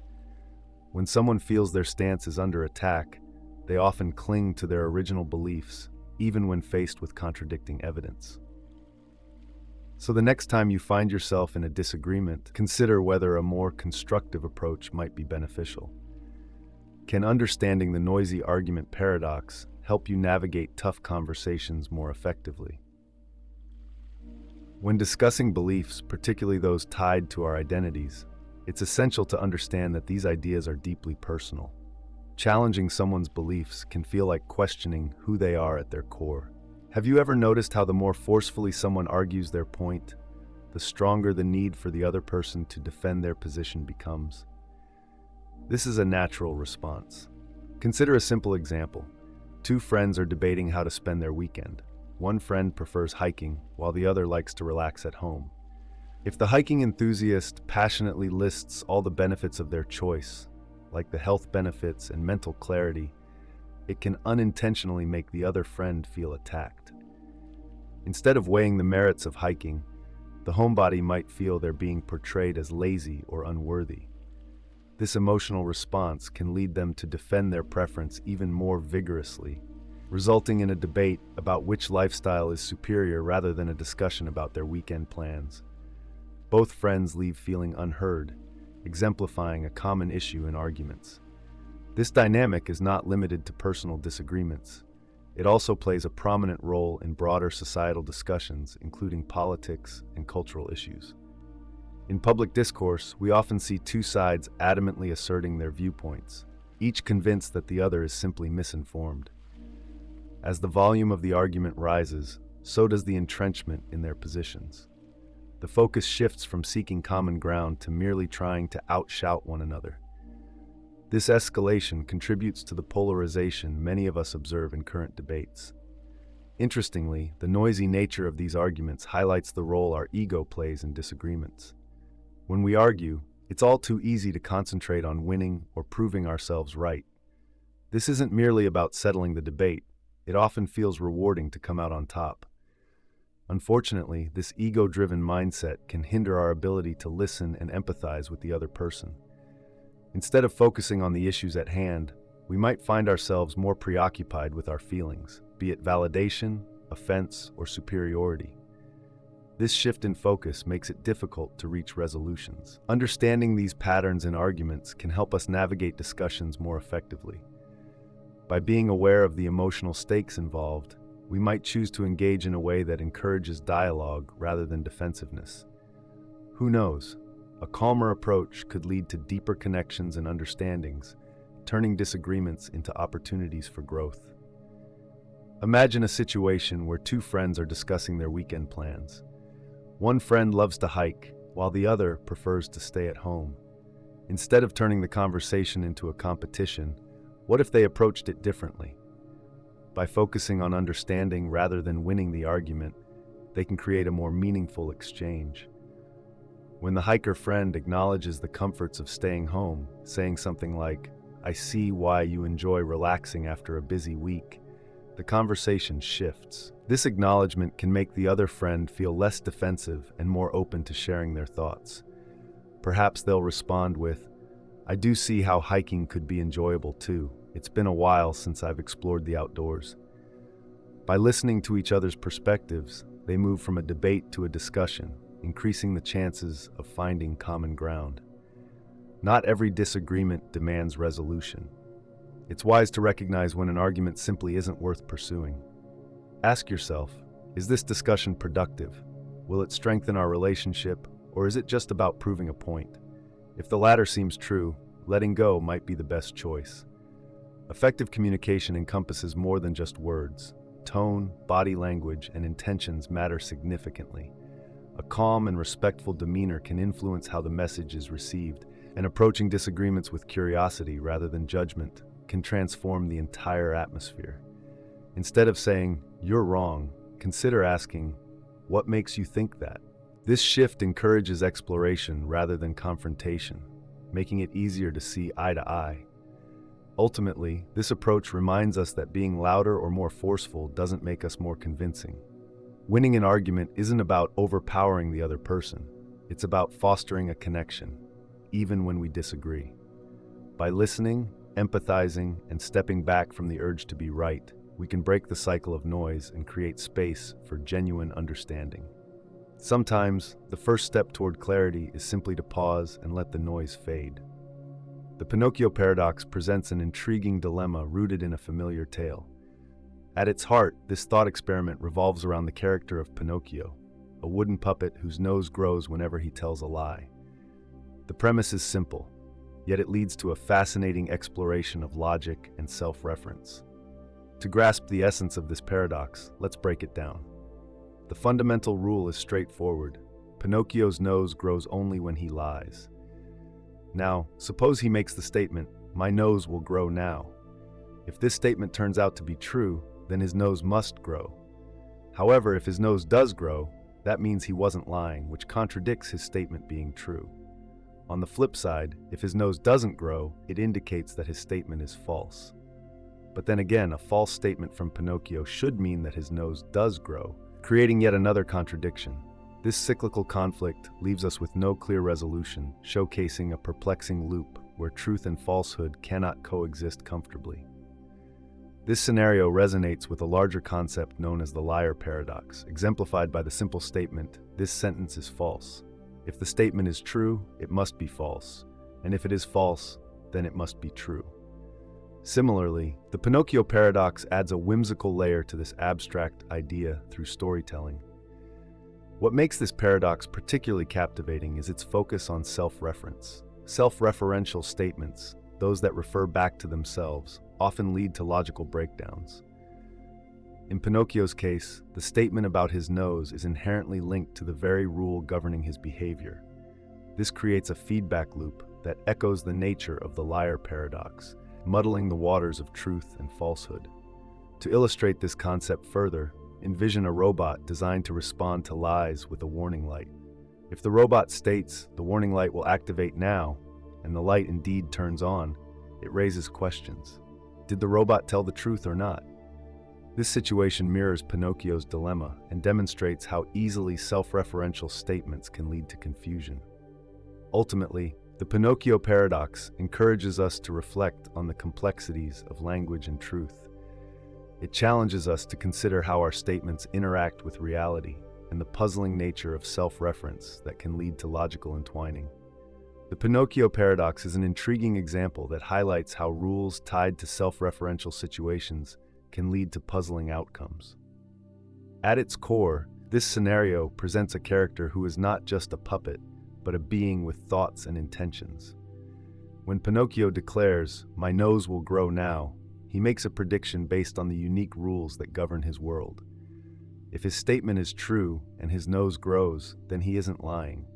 But if it doesn't grow, that implies he has lied, creating a contradiction. This raises a fundamental question. Does this mean Pinocchio is somehow acting beyond the rules, or could it suggest that the rules themselves are incomplete? This paradox challenges our traditional understanding of truth and lies. Often, we think of these concepts as simple opposites, but this situation blurs those lines. It invites us to reflect on how we define reality and deception, not just in stories, but in real life too. For example, in philosophy, linguistic analysis, and even computer programming, we encounter similar complexity.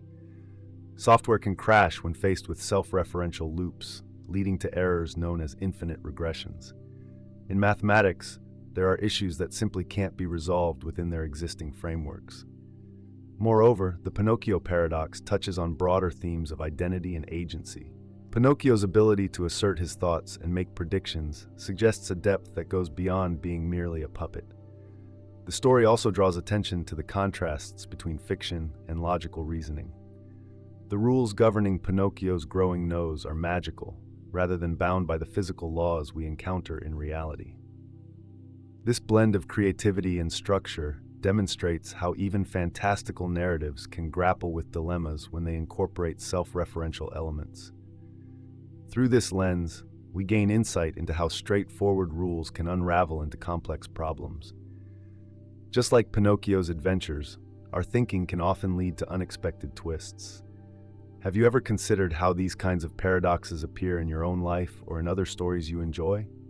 Consider the story of Pinocchio, a tale that introduces us to a fascinating puzzle, the Pinocchio paradox. This scenario encourages us to reflect on what it really means to tell a lie. For instance, if Pinocchio says, "My nose will grow now," it's a prediction. But what happens if he believes it to be true?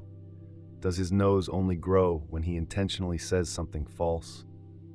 This question illustrates the complexities surrounding intention and outcome, highlighting how the definitions we use can vary based on context. This paradox doesn't hold a clear answer, which is part of its charm. It invites us to confront our own understanding and the limits of logical reasoning.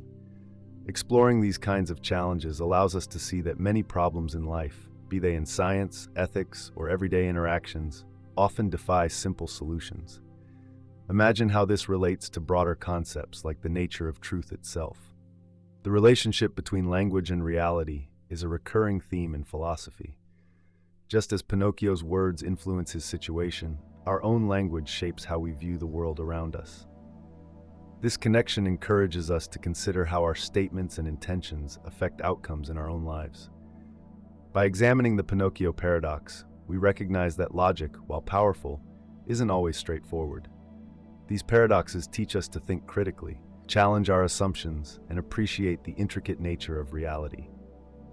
Although Pinocchio's story is a fairy tale, the ideas it inspires resonate deeply, reminding us that some of the most intriguing questions may not lead to clear answers, but rather inspire us to explore and reflect. These explorations ultimately enrich our understanding of the complexities that surround us.